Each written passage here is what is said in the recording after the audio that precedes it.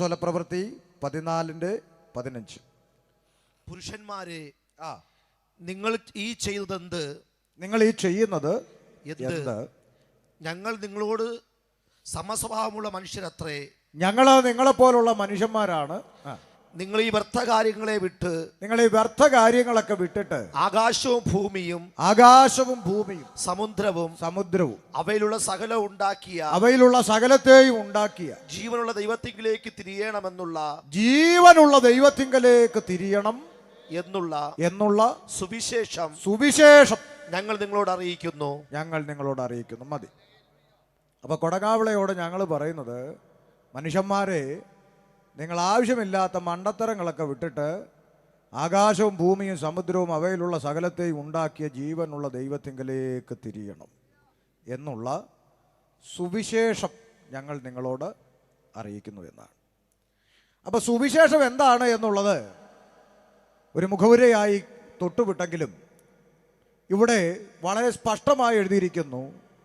മനുഷ്യൻ ജീവനുള്ള ദൈവത്തെ അറിയുന്നതാണ് സുവിശേഷം. അപ്പോൾ ആ ജീവനുള്ള ദൈവം ആര് എന്നുള്ളതിന് നേരത്തെ അധ്യക്ഷൻ മുന്നമേ തന്നെ ഒരു വല വീശി എറിഞ്ഞു വെച്ചത് ഉപകാരമായി. അപ്പോൾ അതുകൊണ്ട് രണ്ട് ചിന്തകളാണ് ഈ വേദഭാഗത്തിൽ നിന്ന് കേൾക്കുന്നത്. ഒന്ന്, മനുഷ്യൻ വിട്ടുകളയേണ്ടുന്ന വ്യർത്ഥമായ കാര്യങ്ങൾ എന്താണ്? രണ്ട്, ആരാണ് ജീവനുള്ള ദൈവം? നമ്മൾ രണ്ട് ചിന്തയാണ് ഇന്ന് ദേശത്തോട് പറഞ്ഞു കൊടുക്കാനായിട്ട് പോകുന്നത്. അപ്പോൾ ഇത് പറഞ്ഞു കൊടുക്കുക എന്നുള്ള ഉദ്ദേശമാണ് സുവിശേഷ യോഗം എന്നുള്ളതിൻ്റെ ലക്ഷ്യം. പക്ഷേ നിർഭാഗ്യവശാൽ നോട്ടീസിൽ സുവിശേഷ യോഗം എന്ന് പേരുണ്ടെങ്കിലും ഇപ്പോൾ പലയിടത്തും സുവിശേഷം കേൾക്കാനില്ലെന്നുള്ളതാണ് സത്യം. അത് ചിലപ്പോൾ നടത്തുന്ന സംഘാടകർക്കും താല്പര്യമില്ലാത്തതുകൊണ്ടാകാം ഇപ്പോൾ അങ്ങനെ ഒരു ഒഴുക്കം മട്ടിൽ അങ്ങ് പോവുക. പക്ഷെ നമുക്കങ്ങനെ പോകാൻ കഴിയില്ല. സുവിശേഷം എന്താണെന്ന് ദേശത്തോട് പറയണം. ഇപ്പം ഞാൻ ഒരിക്കൽ ഒരു യോഗത്തിന് പോയപ്പോൾ വഴി അറിയാതെ അല്പം ഭാരപ്പെട്ട് നിന്നു. അപ്പോൾ ഈ റോഡ് വക്കിൽ മറ്റ് പ്രത്യേകിച്ച് ജോലിയൊന്നും ഇല്ലാതിരിക്കുന്ന ചില ചേട്ടന്മാർ എല്ലാ പഞ്ചായത്തിലും ഉണ്ടല്ലോ. അതുപോലെ കുറച്ച് ചേട്ടന്മാർ അവിടെ ഇരിപ്പുണ്ടായിരുന്നു. ഞാൻ ചോദിച്ചു, ചേട്ടാ, ഈ ശബ്ദം കേൾക്കുന്ന ആ സ്ഥലത്തോട്ടുള്ള വഴി ഏതാണ്? അപ്പോൾ അദ്ദേഹം പറഞ്ഞു, അത് വേണ്ട ഇന്ന റൂട്ടിൽ ഇങ്ങനെ അങ്ങോട്ട് തിരിഞ്ഞ് അവിടെയാണ് എന്ന് പറഞ്ഞത്. എന്നിട്ട് ചോദിച്ചു, ഒരു നിമിഷം. ഞാൻ ചോദിച്ചു, എന്നാ, താങ്കളാണോ ഇന്ന് അവിടെ പ്രസംഗിക്കുന്നത്? ഞാൻ പറഞ്ഞു, അതെ. ഒരു അപേക്ഷയുണ്ട്. ഞാൻ പറഞ്ഞു, എന്താണെന്ന് ചോദിച്ചു. അദ്ദേഹം പറഞ്ഞു, ഞങ്ങൾ ഈ പെന്തിക്കോസുകാരുടെ ഇടയിൽ വന്ന് ഇരുന്നില്ലെങ്കിലും ഇതൊക്കെ എന്താണെന്ന് കേൾക്കാനൊക്കെ കൊണ്ടുള്ള ആഗ്രഹം കൊണ്ടാണ് ഞങ്ങൾ ഈ കവല വന്ന് ഇരിക്കുന്നത്. അപ്പോൾ ഞങ്ങൾക്കൂടെ മനസ്സിലാകുന്ന രീതിയിൽ എന്തെങ്കിലും പറഞ്ഞാൽ കൊള്ളായിരുന്നു എന്ന് പറഞ്ഞു. ഞാൻ ചോദിച്ചു, അതെന്നെ അങ്ങനെ പറഞ്ഞ്? അപ്പോൾ പറഞ്ഞു, അല്ല, കഴിഞ്ഞ ദിവസം ഒരാൾ അവിടെ വന്ന് തൊണ്ടയ്ക്കകത്ത് മാക്രി എറിയ പോലെ ക്രാ ക്രീ ക്രീന്ന് എന്തൊക്കെയോ അലറി കൂവി വിളിച്ചു പോയി. പറഞ്ഞ എന്താണെന്ന് പുള്ളിക്കും മനസ്സിലായി കാണില്ല, ഞങ്ങൾക്കും. അതുകൊണ്ട് ഉപദ്രവിക്കരുത്, വല്ല മനസ്സിലാകുന്ന പോലെ പറയണം. എനിക്ക് തോന്നി ശരിയാ, ഒരു പരിധിവരെ നമ്മുടെ ഒരു ശക്തിപ്രകടനമായി മാറുകയാണ് യോഗങ്ങൾ. അതിന് ആലയത്തിൻ്റെ അകത്ത് ഇഷ്ടംപോലെ സ്ഥലമുണ്ടല്ലോ ആത്മാവിനെ ഇറക്കാൻ. അപ്പോൾ നമുക്ക് പുറത്തുള്ളവർക്ക് മനസ്സിലാകുന്ന പോലെ ഇന്നും നാളെയും പറഞ്ഞു കൊടുക്കണമെന്നാണ് ഞാൻ ചിന്തിക്കുന്നത്. അതുകൊണ്ട് ഈ ആഴവും ദൂതും മർമ്മവും ഒക്കെ പ്രതീക്ഷിച്ച് വന്നവർ ക്ഷമിക്കണം, നാളെ കഴിഞ്ഞ് കിട്ടുമായിരിക്കും. അപ്പോൾ ഇന്ന് ഞാൻ ദേശത്തോട് സംസാരിക്കുക, ദേശത്തെക്കുറിച്ച് ഭാരമുള്ള ചിലരെങ്കിലും ഇതിൻ്റെ അകത്ത് കാണും എന്ന് ഞാൻ ചിന്തിക്കുന്നു. അപ്പോൾ നിങ്ങളുടെ പ്രാർത്ഥന ചോദിച്ചുകൊണ്ട് വിഷയത്തിലേക്ക് പ്രവേശിക്കും. ഇവിടെ എൻ്റെ പേര് പരിചയപ്പെടുത്തി, ഷമീർ കൊല്ലം എന്നാണ് പറഞ്ഞത്. അപ്പോൾ ഇത് കേൾക്കുമ്പോൾ ചില ആളുകൾ ചിന്തിക്കും, അതൊരു ക്രിസ്ത്യാനിക്ക് നസ്രാണിക്ക് ഉണ്ടാകാൻ സാധ്യതയുള്ളൊരു പേര് അല്ല. അപ്പോൾ ആ പേര് കാണുമ്പോൾ തന്നെ ആളുകൾക്ക് മനസ്സിലായി മുസ്ലിം സമുദായത്തിൽ നിന്ന് ഉപദേശിപ്പണിക്കിറങ്ങിയതാണ്. അത് ശരിയാണ്. 2002 ഇന്നേക്ക് 22 വർഷങ്ങൾക്കപ്പുറത്ത് 2002 വിശ്വാസ ജീവിതത്തിലേക്ക് ഒരു പാരമ്പര്യ മുസ്ലിം കുടുംബത്തിൽ നിന്ന് ഞാൻ ഇറങ്ങിത്തിരിച്ചു. നിങ്ങൾക്കറിയാം, ഒരു മുസൽമാനോട് യേശുക്രിസ്തുവാണ് ദൈവം എന്ന് പറഞ്ഞാൽ അവൻ ഒരിക്കലും എന്ത് ചെയ്യില്ല, അംഗീകരിക്കില്ല. നമുക്കറിയാം. അല്ലെങ്കിൽ എനിക്കിപ്പോൾ അത്ഭുതമൊന്നും തോന്നുന്നില്ല. കാരണം ഇവിടുത്തെ ക്രിസ്ത്യാനിയോട് പറഞ്ഞിട്ട് അവൻ്റെ തലയിൽ ഇത് കയറുന്നില്ല. അപ്പോൾ പിന്നെ മുസ്ലിമിൻ്റെ കാര്യം പറഞ്ഞിട്ട് കാര്യമില്ല. അപ്പോൾ അങ്ങനെ ജീവിച്ചൊരു പശ്ചാത്തലത്തിൽ നിന്ന് 2002 ഈ ഒരു അനുഭവത്തിലേക്ക് ഞാൻ വരുന്നത്. ജീവിതത്തിൻ്റെ പ്രതീക്ഷകളെല്ലാം അസ്തമിച്ച് ഞാനും എൻ്റെ ഉമ്മയും അനുജത്തിയും, എനിക്ക് എൻ്റെ ഉമ്മയും ബാപ്പയും 2 സഹോദരിമാരാണുള്ളത്. അപ്പോൾ എൻ്റെ ഉമ്മയും അനിയത്തിമാരും ഒക്കെ കൂടി ആത്മഹത്യ അല്ലാതെ മറ്റൊരു മാർഗമില്ലെന്ന് പറയേണ്ടുന്ന ഒരു തകർച്ചയുടെ അനുഭവത്തിലേക്ക് ജീവിതം കടന്നുപോയി. അന്ന് നിരീശ്വരവാദിയായി ജീവിച്ചിട്ടൊന്നുമല്ല, ദൈവഭക്തനായി നമസ്കാരവും നോമ്പും മറ്റു കാര്യങ്ങളും ഒക്കെയായി ജീവിച്ചു പോകുന്ന ഒരു കാലഘട്ടത്തിലാണ് ഇങ്ങനെ സംഭവിക്കുന്നത്. ആ സാഹചര്യങ്ങളൊക്കെ സാക്ഷ്യം പറയണമെന്നൊക്കെ ഉള്ള ചിന്തയുണ്ടെങ്കിലും ആകെ 2 ദിവസമേ ഉള്ളൂ, വചനം ഒരുപാട് പറയാനും ഉണ്ട്. അതുകൊണ്ട് അതിലേക്ക് ഞാനിപ്പോൾ കിടക്കുന്നില്ല. അങ്ങനെ ഒരു സാഹചര്യം വന്നപ്പോൾ ഞങ്ങളുടെ നാട്ടിൽ അന്ന് ഈ പെന്തക്കോസ് എന്ന് പറയുന്ന കൂട്ടത്തെ ഒന്നും കണ്ടിട്ടില്ല. അപ്പം നമുക്ക് ആകെ അറിയാവുന്ന ക്രിസ്ത്യാനി എന്ന് പറയുന്നത് കത്തോലിക്കരായ സഹോദരങ്ങളാണ്. കത്തോലിക്കരായ സഹോദരങ്ങൾ അവരുടെ വീട്ടിൽ താടിയും മുടിയും നീട്ടി വളർത്തി ഇങ്ങനെ ബാബു ആന്റണിയെ പോലെ ഒരാൾ കുരിശിൽ കിടപ്പുണ്ട്, അപ്പോൾ അതാണ് യേശു ക്രിസ്തു എന്ന് ഒക്കെ നമ്മൾ ചിന്തിച്ചിരുന്ന ഒരു കാലമാണ് ആ കാലം. അപ്പം അതുകൊണ്ട് അങ്ങനെ പെന്തിക്കോസിനെ കുറിച്ച് വലിയ അറിവൊന്നുമില്ലാതിരുന്ന കാലഘട്ടത്തിൽ ജീവിതത്തിൻ്റെ തകർച്ചയുടെ മേഖല കടന്നു വന്ന സാഹചര്യങ്ങളിലാണ് ഞങ്ങളുടെ വീട്ടിൻ്റെ അടുത്ത് ഒരു ഉപദേശി ഒരു വീട് വാടകയ്ക്കെടുത്ത് ഈ കൊട്ടിപ്പാടുന്ന പരിപാടി തുടങ്ങി. അപ്പോൾ നമുക്കൊന്നാമത് ഇഷ്ടമില്ലാത്തൊരു കൂട്ടമാണ് ഈ ബഹളം ഉണ്ടാക്കുന്ന കൂട്ടം. കാര്യം ഈ പെന്തക്കോസുകാരെ കുറിച്ച് നാട്ടിൽ ഏറ്റവും കൂടുതൽ ആൾക്കാർക്കുള്ള ഒരു പരാതി എന്താണെന്ന് നിങ്ങൾ പറഞ്ഞ് പറ. ശബ്ദം. മലിനീകരണമെന്നൊന്നും നിങ്ങൾ പറയരുത്, ശബ്ദം. ശബ്ദം പയ്യന്മാർ ഭയങ്കര ശബ്ദമാണെന്നാണ് ഒരു പ്രശ്നം. അപ്പം ഈ പറയുന്ന അണ്ണന്മാരുടെ പറച്ചിൽ കേട്ടാൽ തോന്നും കേരളത്തിൽ നമുക്ക് മാത്രമേ ശബ്ദം ഉള്ളൂ, ബാക്കിയെല്ലാം ഊമകളാണെന്നാണ് തോന്നുന്നത്. പക്ഷെ ചുമ്മാ പറയുന്ന അങ്ങനെ ശബ്ദ പ്രശ്നമൊക്കെ ഉണ്ടെങ്കിൽ ഇതിൻ്റെയൊക്കെ ഇരട്ടിയുടെ ഇരട്ടി വെച്ച് അടിക്കുന്ന പരിപാടികൾ ഇവിടെ ഉണ്ട്. അന്നൊന്നും ഇല്ലാത്ത പിരിയം കുത്തൊന്നും ഇത് കേൾക്കുമ്പോൾ ആർക്കും ഉണ്ടാവേണ്ട കാര്യമൊന്നും ഇല്ല. അതൊക്കെ ചുമ്മാ ഒരു ഇളക്കത്തിനങ്ങ് പറയുന്ന കാര്യമാണ്. ശബ്ദം ഭയങ്കര പ്രശ്ന, ശബ്ദം അങ്ങനെ ഇങ്ങനെയാണെന്നൊക്കെ ചുമ്മാ പറയുന്ന, അതിനകത്തൊന്നും വലിയ കാര്യമൊന്നും ഇല്ല. അതിപ്പം യൂത്ത് കോൺഗ്രസിൻ്റെയോ DYFIയുടെ ഒരു പ്രോഗ്രാം വെച്ച് കെട്ടിയ ഈ അണ്ണന്മാരൊന്നും മിണ്ടത്തുമില്ല, ഒരു ശബ്ദവും. കടയുടെ മുമ്പിൽ കൊണ്ടുവച്ച് അടിച്ചാലും മിണ്ടാതെ തലയും കുമ്പിട്ട് അകത്ത് ഇരിക്കും. കാര്യം വല്ലോ മിണ്ടിയ പിള്ളേർ പിടിച്ച് ഭിത്തിയിൽ ഒട്ടിക്കുമെന്നറിയാം. ഉപദേശിമാരുടെ നെഞ്ചത്താകുമ്പോൾ കയറാം, അത്രേ ഉള്ളൂ. അല്ലാതെ വേറെ കാര്യമൊന്നും ഇതിനകത്തൊന്നും ഇല്ല. അതൊക്കെ നമ്മൾ ഇതെല്ലാം കഴിഞ്ഞല്ലേ ഇങ്ങോട്ട് ഇറങ്ങി. അപ്പോൾ അതുകൊണ്ട് പെന്തിക്കോസുകാരെ കുറിച്ച് പൊതുവേ നമുക്ക് ഇഷ്ടമില്ലാത്തൊരു കാര്യമാണ് ശബ്ദം. ഇവരിങ്ങനെ ശബ്ദം ബഹളം ഉണ്ടാക്കുന്നു. നാളൊരുത്തം പറഞ്ഞു നിങ്ങളെല്ലാം കൂടെ കൈയടിച്ച് ദൈവത്തെയും കൂടെ ഓടിക്കുമല്ലോ, ദൈവം കൂടെ പേടിച്ച് ഓടുമല്ലോ നിങ്ങളെ ബഹളം കേട്ടാലെന്ന് നാളൊരുത്തം പറഞ്ഞു. എന്തിനാ നിങ്ങളിങ്ങനെ കിടന്ന് ബഹളം ഉണ്ടാക്കി കൈയടിക്കുന്നതെന്ന് ചോദിച്ചു. അപ്പം ഞാൻ അവനോട് പറഞ്ഞു നിന്റെ വീട്ടിൻ്റെ അടുത്തൊരു തുണിക്കട ഉദ്ഘാടനം ചെയ്യാൻ മോഹൻലാൽ വന്നാൽ നീ കൈയടിക്കില്ലേ?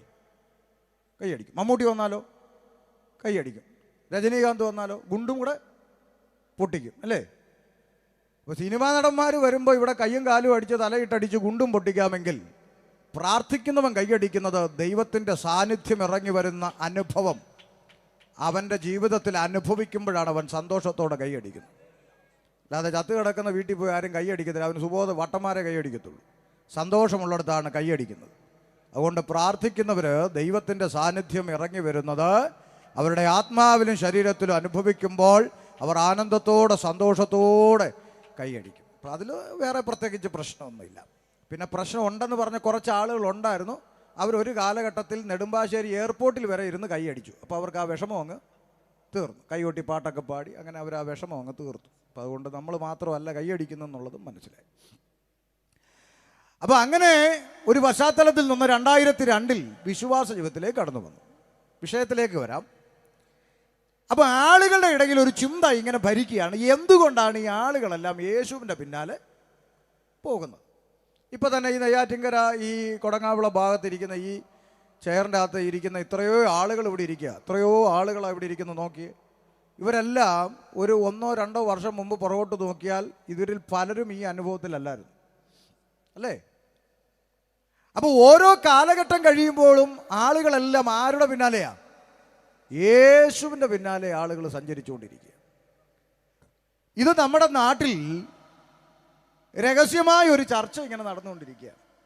നമുക്കറിയത്തില്ലെങ്കിലേ ഉള്ളൂ, അവർ മൈക്കിൽ പറയുന്നില്ലെന്നേ ഉള്ളൂ. തൊഴിലുറപ്പിലും ചർച്ചയാണ്, പിന്നെ മറ്റ് ചായക്കടകളിലും പെട്ടിക്കടലിലും ഒക്കെ ചർച്ച. എന്നാലും എന്താണ് ഇവരെല്ലാം യേശുവിൻ്റെ പിന്നാലെ പോകുന്ന? ഈ യുവമാർക്കൊക്കെ എന്തിനാണ് യുവമാരിങ്ങനെ പോണത് എന്ന് പറയുന്ന ഒരു ചർച്ച ഇങ്ങനെ നടന്നുകൊണ്ടിരിക്കുകയാണ്. പല ആളുകളുടെ ഇടയിൽ ഇങ്ങനെ ഒരു ചർച്ചയുണ്ട്, എന്താണ് ഇങ്ങനെയൊക്കെ പോകുന്നതിൻ്റെ കാര്യം.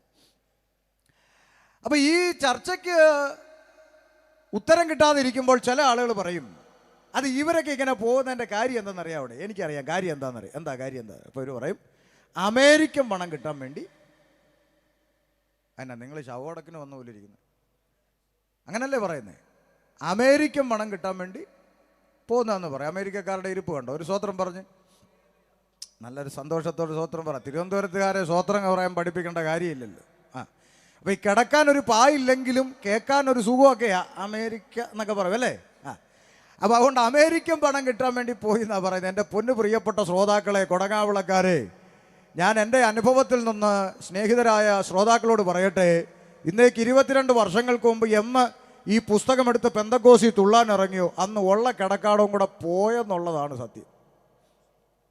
അതുകൊണ്ട് ഈ പെന്തക്കോസി പോയ അമേരിക്ക വേണം, ഇതൊക്കെ ചുമ്മാ തള്ളുന്നതാണ്. അതിനകത്ത് വലിയ കഥയൊന്നുമില്ല. ഇപ്പോൾ ഇതിൻ്റെ അകത്തിരിക്കുന്ന പല ആളുകൾക്കും മൈക്ക് കൊടുത്താൽ അവർ പറയും ന്യായമായി കിട്ടേണ്ടുന്ന ഓഹരി പോലും തരത്തില്ലെന്ന് പറഞ്ഞ് ഇറക്കി വിട്ടിട്ടും 1 സെന്റ് ഭൂമി പോലും തരത്തില്ലെന്ന് പറഞ്ഞ് തള്ളിക്കളഞ്ഞിട്ടും ഇന്നും യേശുവിനെ ആരാധിക്കുന്നവർ ഈ കൂട്ടത്തിൻ്റെ അകത്ത് ഇരിപ്പുണ്ട്. അവരാരും അമേരിക്കൻ പണം പ്രതീക്ഷിച്ചു വന്നതല്ല. അതിൻ്റെ അപ്പുറത്തൊരു യാഥാർത്ഥ്യം ഇതിലുണ്ട്. അതിലേക്കാണ് എൻ്റെ പ്രസംഗം ഞാൻ കൊണ്ടുപോകുന്നത്. അപ്പോൾ അമേരിക്കൻ പണം കിട്ടാൻ വേണ്ടി പോയി എന്നൊക്കെയുള്ള വാദമൊക്കെ ചുമ്മാ പറയുന്നതാണ്. പിന്നെ വേറെ ചില ആളുകൾ ഇതിനിട്ടിരിക്കുന്നൊരു പേരുണ്ട്. എന്താണ്? മതം മാറ്റം എന്നാണ് പറയുന്നത്. മതം മാറ്റം. ഇവിടെയൊക്കെ അങ്ങനെ പറയുമെന്ന് അറിഞ്ഞുകൂടാ. നമ്മുടെയൊക്കെ നാട്ടിൽ ഇങ്ങനെ ആളുകൾ പറയുന്നത് മതം മാറ്റമാണ്. നാളെ ഒരു ചേച്ചി അങ്ങനെ പറഞ്ഞു. ഒരു ചേച്ചിയുണ്ട് ഇങ്ങനെ സോഷ്യൽ മീഡിയയിൽ ഇടയ്ക്കിടയ്ക്ക് പൊങ്ങി വന്ന് ഒരു താങ്ങിച്ച് പോകുന്നൊരു ചേച്ചിയുണ്ട്. അപ്പോൾ ഈ ചേച്ചി ഒരു ദിവസം പറഞ്ഞു, ഇവിടെ കുറേ ഉപദേശിമാരുണ്ട് പെന്തിക്കോസ്, 500 രൂപയും കഞ്ഞിയും പയറും കൊടുത്ത് ഞങ്ങളുടെ ആളുകളെ മതം മാറ്റുന്നു എന്നാണ് ചേച്ചി പറഞ്ഞത്. അപ്പോൾ ഞാൻ അന്നേ ചേച്ചിക്ക് മറുപടി പറഞ്ഞാണ്. എന്നാലും ഇത്രയും ശബ്ദമൊക്കെ ഉള്ളതുകൊണ്ട് ചേച്ചിയുടെ ആളുകൾ വല്ലതും ഉണ്ടെങ്കിൽ കേട്ട് തെറ്റിദ്ധാരണ അങ്ങ് മാറാൻ വേണ്ടി ഒരിക്കൽ കൂടെ മറുപടി പറയാം. 500 രൂപയും കഞ്ഞിയും പയറും കൊടുത്ത് ഞങ്ങൾ ആരെങ്കിലും മതം മാറ്റുന്നു എന്ന് നിങ്ങൾക്ക് ആക്ഷേപം ഉണ്ടെങ്കിൽ ഞാനൊരു എളുപ്പ വഴി പറഞ്ഞു തരാം.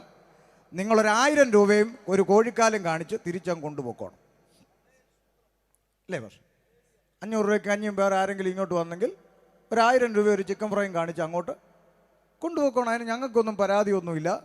ഇനിയിപ്പോൾ അതേ ഈ ഗ്രൗണ്ടിൽ നിന്ന് ഒരു 4 എണ്ണത്തെ കോഴിക്കാല് കാണിച്ച് കൊണ്ടുപോകാൻ പറ്റുമെങ്കിൽ, 4 അല്ല ഒരു 10 എണ്ണത്തെ കൊണ്ടുപോകാൻ പറ്റുമെങ്കിൽ എന്ത് ചെയ്തോണം? പൊക്കോണം. ഞങ്ങൾ അതിനകത്ത് ഒരു എതിർപ്പില്ല. അതിൻ്റെ പേര് നാളെ ട്രാൻസ്പോർട്ടിന് കല്ലെറിയത്തില്ല, ഹർത്താലിന് കൊടി പിടിക്കത്തില്ല, ഒരൊറ്റ സമരത്തിന് ഇറങ്ങത്തില്ല. ഇവിടുന്ന് 4 അല്ല 10 അല്ല 50 എണ്ണത്തെ ഇതിൻ്റെ അകത്തുനിന്ന് കൊണ്ടുപോകാൻ പറ്റുമെങ്കിൽ എന്ത് ചെയ്തോണം? നല്ല മുഴുത്ത കോഴി കണ്ടിട്ടില്ലേ? ജംഗ്ഷനിൽ ഇങ്ങനെ നരകത്തിലെ കോഴിയെ കണ്ടിട്ടില്ലേ അല്ലേ? രാവും പകലും തീക്കകത്ത് കിടന്നിങ്ങനെ ആ നരകത്തിലെ കോഴി. അതുപോലെ ആ കറങ്ങുന്ന അവിടെ ഇതിലേക്കിടൊക്കെ കുത്തുമെന്നുള്ളത് തമ്പുരാൻ തീരുമാനിച്ചോളൂ. അങ്ങോട്ട് പോയി കറങ്ങാതിരിക്കണമെങ്കിൽ ഇതൊക്കെ കേട്ടോ. അപ്പോൾ അതുകൊണ്ട് ഈ നരകത്തിലെ കോഴിയെ കാണിച്ചിട്ട് ആരെങ്കിലും 10-50 എണ്ണത്തെ ഇവിടുന്ന് കൊണ്ടുപോകാൻ പറ്റുമെങ്കിൽ എന്ത് ചെയ്യണം? കൊണ്ടുപോകണം. പോകണമെന്നാണ്. പക്ഷേ ബുദ്ധിമുട്ടുണ്ടോ ആർക്കെങ്കിലും? അതിന് ഒരു ആമയം പറ, കൊണ്ടുപോട്ടെ. കഞ്ഞിക്ക് ഇറങ്ങിയതും കോഴിക്ക് ഇറങ്ങിയതും ഒക്കെ പോട്ടെ, അങ്ങനെ എല്ലാം പോട്ടെ, കൊണ്ടുപോകണം. പക്ഷെ അത് കഴിയുമ്പോൾ ഒരു ന്യൂനപക്ഷം ഈ ഗ്രൗണ്ടിൽ ശേഷിക്കും. അവരുടെ കഴുത്തെ കത്തിവെച്ചിട്ട് യേശുക്രിസ്തുവിനെ തള്ളിപ്പറയണമെന്ന് പറഞ്ഞാൽ അരത്തിടുന്ന കഴുത്ത് 2 മിനിറ്റ് അവിടെ കിടന്നുകൊണ്ട് പ്രസംഗിക്കും. മറ്റൊരുത്തനിലും രക്ഷയില്ല. മാനവജാതിക്ക് രക്ഷ പ്രാപിപ്പാൻ ആകാശത്തിന്റെ കീഴിൽ മനുഷ്യരുടെ ഇടയിൽ യേശുക്രിസ്തു എന്ന ഏകം നാമമല്ലാതെ മറ്റൊരു രക്ഷാമാർഗമില്ലെന്ന് 2 മിനിറ്റ് പ്രസംഗിച്ചിട്ട് തല അവിടെ അവസാനിക്കത്തുള്ളൂ. അവരാരും കഞ്ഞിക്കും പയറിനും വേണ്ടി ഇറങ്ങിയതല്ല. മരണത്തിനപ്പുറത്തൊരു ജീവിതമുണ്ട്, ഒരു നിത്യജീവനുണ്ട് എന്ന തിരിച്ചറിവ് കൊണ്ട് യേശുക്രിസ്തുവിൻ്റെ പിന്നാലെ ഇറങ്ങി തിരിച്ചതാണ്. അതുകൊണ്ട് അമേരിക്കൻ പണത്തിനും കോഴിക്കാലിനുമൊക്കെ പോകുന്നെന്നുള്ള വാദങ്ങൾ വിട്ടുകൊണ്ട് എന്തുകൊണ്ട് ആളുകൾ യേശുവിൻ്റെ പിന്നാലെ ഇറങ്ങി, അല്ലെങ്കിൽ എന്തുകൊണ്ട് ഷമീർ അബ്ദുൽ സലാം യേശുക്രിസ്തുവിനെ പ്രസംഗിക്കുന്നു എന്നുള്ളതിൻ്റെ ഉത്തരത്തിലേക്ക് ഞാൻ നിങ്ങളെ ക്ഷണിക്കുന്നു. പ്രസംഗത്തിൻ്റെ പ്രമേയത്തിലേക്ക് പ്രവേശിക്കാം. 14-ാം അധ്യായം 1 മുതലുള്ള വാക്യങ്ങളിൽ ഈ വായിച്ച വേദഭാഗത്തിൻ്റെ പശ്ചാത്തലം ഒന്ന് ചിന്തിക്കാനായിട്ട് ആഗ്രഹിക്കുകയാണ്. ഈ സന്ദേശം ഇന്ന് രാത്രി കൊണ്ട് തീരുകയല്ല.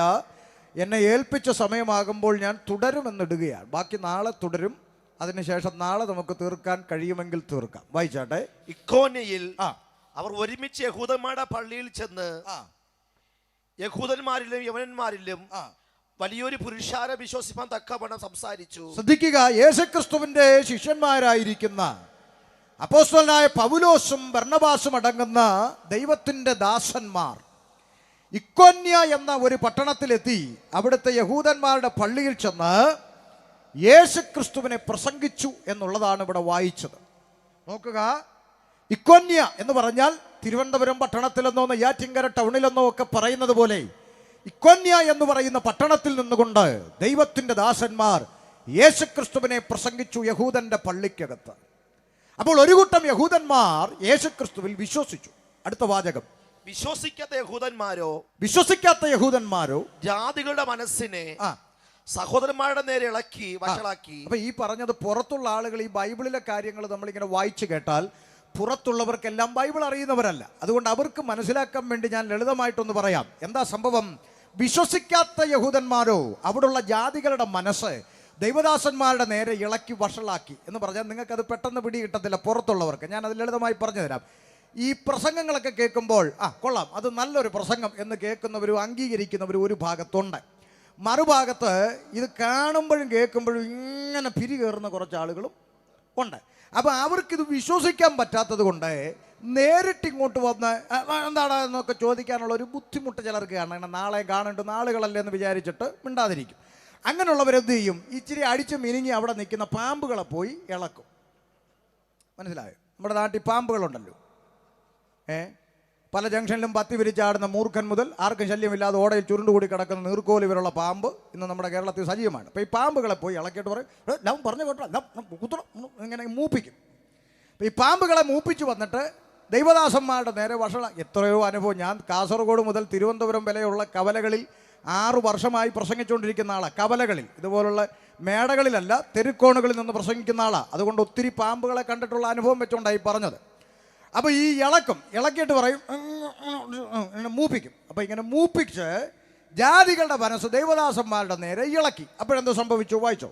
എന്നാൽ അവർ വളരെ കാലം അവിടെ പാർത്തു, കർത്താവിൽ ആശ്രയിച്ച് പ്രാഗൽഭ്യത്തോടെ പ്രസംഗിച്ചു കൊണ്ടിരുന്നു. ഈ പരിശുദ്ധാത്മാവ് അകത്തുള്ള ദൈവത്തിന്റെ അഭിഷിക്തന്മാരുടെ ലക്ഷണം, അവരാരും ഈ ഇങ്ങനെ ഇളക്കി വിടുന്ന ഈ ഓലപ്പാമ്പുകളെ കണ്ടുകൊണ്ട് അവിടുന്ന് ഓടിപ്പോകുന്നവരല്ല. അവരവിടെ തന്നെ പാർത്തുകൊണ്ട് വളരെ കാലം കർത്താവിൽ ആശ്രയിച്ച് പ്രാഗൽഭ്യത്തോടെ പ്രസംഗിച്ചു. അതുകൊണ്ടാണ് പല അണ്ണന്മാരും ഇതൊക്കെ 5 പേരും 6 പേരും ഇരുന്ന് കൊട്ടുന്നതൊക്കെ നിർത്താനുള്ള ശ്രമമൊക്കെ നോക്കിയിട്ട് 50,000 ആയതല്ലാതെ ഇവിടെ ഒരു പരിപാടിയും നടന്നിട്ടില്ല. കാരണം പരിശുദ്ധാത്മാവ് അകത്തുള്ള ദൈവദാസന്മാർ ഇതൊന്നും കണ്ട് വിറയ്ക്കത്തില്ല. അവർ പ്രാഗൽഭ്യത്തോടെ അവിടെ പാർത്ത് കർത്താവിനെ പ്രസംഗിച്ചു കൊണ്ടിരുന്നു എന്നാണ് വായിച്ചത്. അത് ദൈവദാസന്മാർ ഞാൻ ഈ പറയുമ്പോൾ പാസ്റ്റർമാരെ നോക്കി പറയുന്നത് പരിശുദ്ധാത്മാവ് അകത്തുള്ള ദൈവദാസന്മാരുടെ ലക്ഷണമാണ്. അല്ലാത്തതുകൊണ്ട് അത് ഞാൻ പിന്നാലെ പറയാം. വായിച്ചോ. വായിച്ചോ. അവൻ തന്റെ കൃപയുടെ വചനത്തിന് സാക്ഷി നിന്ന് അവിടെ കയ്യാൽ അടയാളങ്ങൾ അത്ഭുതങ്ങൾ ഉണ്ടാകുവാൻ വരം നൽകി. എന്നാൽ പട്ടണത്തിലെ ജനസമൂഹം ഭിന്നിച്ചു. ചിലർ യഹൂദന്മാരുടെ പക്ഷത്തിലും ചിലർ അപ്പോസ്തലന്മാരുടെ പക്ഷത്തിലുമായി. അപ്പൊ 2 പക്ഷമായി ആളുകൾ, ദൈവദാസന്മാർ പ്രസംഗിച്ചുകൊണ്ടിരുന്നപ്പോൾ ആളുകൾ 2 പക്ഷത്തിലായി. ഒരു കൂട്ടം ആളുകൾ പറഞ്ഞു ദൈവദാസന്മാർ പ്രസംഗിക്കുന്നത് ശരിയാണ്, അത് പ്രസംഗിക്കുന്ന കൊള്ളാം എന്നൊരു കൂട്ടം പറഞ്ഞു. അപ്പോൾ വേറൊരു കൂട്ടം പറഞ്ഞു അത് കൊള്ളത്തില്ലെന്ന് പറഞ്ഞു. 2 പക്ഷമായി. ഇതേ ഒരു അനുഭവം എനിക്കുമുണ്ട്. ഞാൻ ഈ പാലോടിനടുത്ത് പെരിങ്ങമല ജംഗ്ഷനിൽ ആ ടൗണിൽ ബസ് സ്റ്റോപ്പിൽ നിന്നുകൊണ്ട് ഞാനിങ്ങനെ പ്രസംഗിക്കുകയാണ്. അപ്പോൾ ഒരു കുടിയൻ ചേട്ടൻ എൻ്റെ അടുക്ക വന്നു നിന്നുകൊണ്ട് ഇങ്ങനെ ആടി ഡാൻസൊക്കെ കളിച്ച് നിൽക്കുകയാണ്. പ്രസംഗം തുടങ്ങിയപ്പോൾ ഇയാൾ എൻ്റെ നേരെ മുമ്പേ വന്നു നിന്നുകൊണ്ട് ഇങ്ങനെ ഗോഷ്ഠിയൊക്കെ കാണിക്കാൻ തുടങ്ങി. അപ്പോൾ നമ്മളിത് മൈൻഡ് ചെയ്യാതെ അപ്പുറത്തോട്ട് മാറി നിന്ന് ഇങ്ങനെ പ്രസംഗിക്കുകയാണ്. അപ്പോൾ കുറേ അതിര് വിട്ട് കഴിഞ്ഞപ്പോൾ ആ നാട്ടിൽ കുറച്ച് ചെറുപ്പക്കാർ, ഓട്ടോക്കാരും മറ്റേ ലോഡിങ്ങുകാരും മറ്റു കുറച്ച് ചെറുപ്പക്കാർ ആ നാട്ടിലുള്ളവരവിടെ ഉണ്ട്.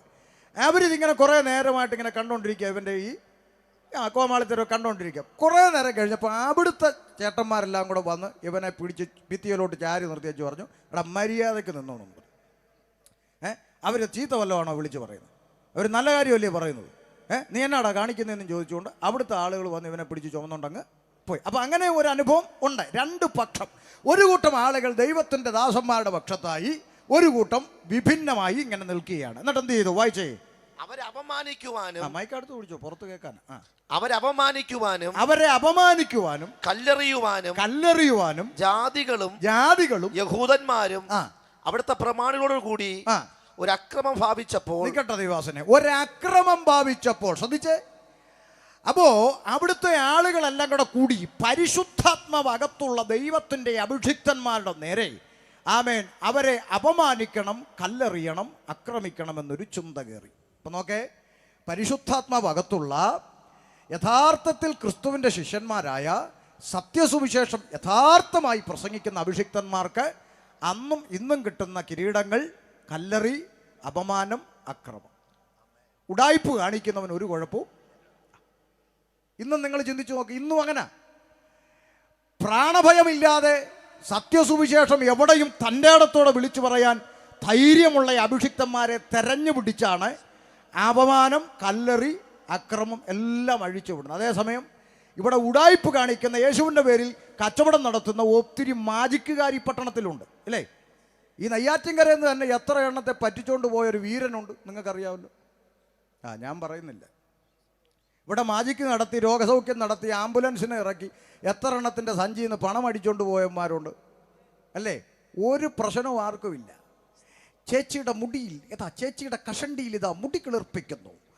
ചേച്ചിയുടെ പല്ലിൻ്റെ പോടിപ്പോൾ യേശു അടയ്ക്കുകയാണ്. ഇങ്ങനെ പല്ലിൻ്റെ പോടടയ്ക്കുന്ന, കഷണ്ടിയും മുടി കിളിർപ്പിക്കുന്ന തങ്കുവും താരവും സജിത്തും ഒക്കെ ഇവിടെ ഉഡായിപ്പുകൾ നടത്തിയപ്പോഴൊന്നും ഇവിടെ ആർക്കും യാതൊരു പ്രശ്നവുമില്ല. ആമേ, മറ്റൊരുത്തനിലും രക്ഷയില്ല എന്നുള്ള പിശാചിൻ്റെ നെഞ്ചത്തുടി വെട്ടുന്ന സന്ദേശങ്ങൾ വിളമ്പുന്ന ഈ അഭിഷിക്തന്മാർക്കെതിരെയാണ് ഈ അപമാനവും കല്ലെറിയും അക്രമവും ഉണ്ടാകും. ഇതൊന്നും കണ്ട് പരിശുദ്ധാത്മാവകത്തുള്ളവർ കുലുങ്ങത്തില്ല. ഇവിടെ തന്നെ കാണും. കർത്താവിൻ്റെ കാഹളം ധ്വനിക്കുന്നവരെയും സത്യവചനം പ്രസംഗിക്കുന്ന അഭിഷിക്തന്മാർ ഇവിടെ കാണും. മായാജാലക്കാരൊക്കെ കാലത്തിൻ്റെ പൂർണ്ണതയിൽ ഒഴുക്കിൽപ്പെട്ടു പോകും. ഇപ്പം പലരെയും കാണാനില്ല. നിങ്ങൾ ചിന്തിച്ചു നോക്കുന്നേ, ഈ പട്ടണത്തിൽ ഒരു കാലഘട്ടത്തിൽ ഇറങ്ങി മുൻമഴ, പിന്മഴ, അഗ്നി, ഫയർ, തീ, എന്ത് ഇവരൊക്കെ ഇപ്പം ആരെയും കാണാൻ പോലും ഇല്ല, അല്ലേ? മുൻമഴയോ പിന്മഴയോ അങ്ങനെയൊക്കെ ഏതാണ്ട് ഐറ്റംസ് ഒക്കെ ഇറങ്ങിയായിരുന്നു, ഒന്നും കാണാൻ പോലുമില്ല. അന്നും ഇന്നും ദൈവവചനം പ്രസംഗിക്കുന്ന അഭിഷിക്തന്മാർ ഇന്നുകൊണ്ട് അവരന്നും ഇന്നും പ്രസംഗിക്കുന്നുണ്ട്. ആത്മാക്കൾ രക്ഷിക്കപ്പെട്ടു ഇരിക്കുന്നുണ്ട്. മനസ്സിലാകുന്നുണ്ടോ? അതുകൊണ്ടാണ് പറഞ്ഞത്, ഇതൊക്കെ കണ്ണു തുറന്ന് തിരിച്ചറിയണം. പോട്ടെ, പാവപ്പെട്ട യോഗം നടത്തിയത് ദേശം വിടുവിക്കപ്പെടാൻ. അതുകൊണ്ട് വിഷയം മാറിപ്പോയാൽ അവിടെ നെഞ്ചു പടയ്ക്കും. അതുകൊണ്ട് ഇങ്ങോട്ട് കയറുക. വായിച്ചോ തിരിച്ച്. അവരത് ഗ്രഹിച്ചു.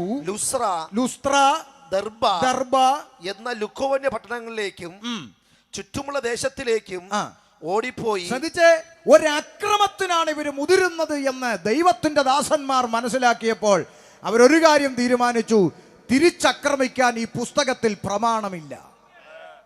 മനസ്സിലായോ? ഇന്ന് രാത്രി കൊടകാവളയോട് അല്പം അഹംഭാവത്തിലും അഹങ്കാരത്തിലും പറയാം, ഭൂമിയിൽ കൊട്ടേഷൻ സംഘമില്ലാത്തൊരു ദൈവമുണ്ടെങ്കിൽ ഇന്ന് രാത്രി ഷമീർ അബ്ദുൽ സലാം പ്രസംഗിക്കുന്ന യേശുക്രിസ്തു മാത്രമേ ഉള്ളൂ.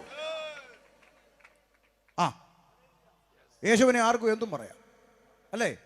അതിൻ്റെ പേരിൽ നാളെ ഇവിടെ ഒറ്റ ഹർത്താലും ഉണ്ടാവത്തില്ല. മറിച്ച് മറ്റു പലതും മിണ്ടാൻ പറ്റുകയില്ല. കാരണം ദൈവത്തിൻ്റെ കൊട്ടേഷൻ സംഘക്കാരെ കൊണ്ട് നിറഞ്ഞു കിടക്കുക കേരളം. ദൈവത്തിന് ചോദിക്കാൻ പറ്റുകയില്ല, പുള്ളിക്ക് ഇച്ചിരി ബുദ്ധിമുട്ടാണ്, പനിയാണ്. അതുകൊണ്ട് എന്നെ പറഞ്ഞ കേട്ടോടാ, മിണ്ടാടോ, പോടാന്ന് പറഞ്ഞ് കൊട്ടേഷൻകാരെ പറഞ്ഞു വിടുക.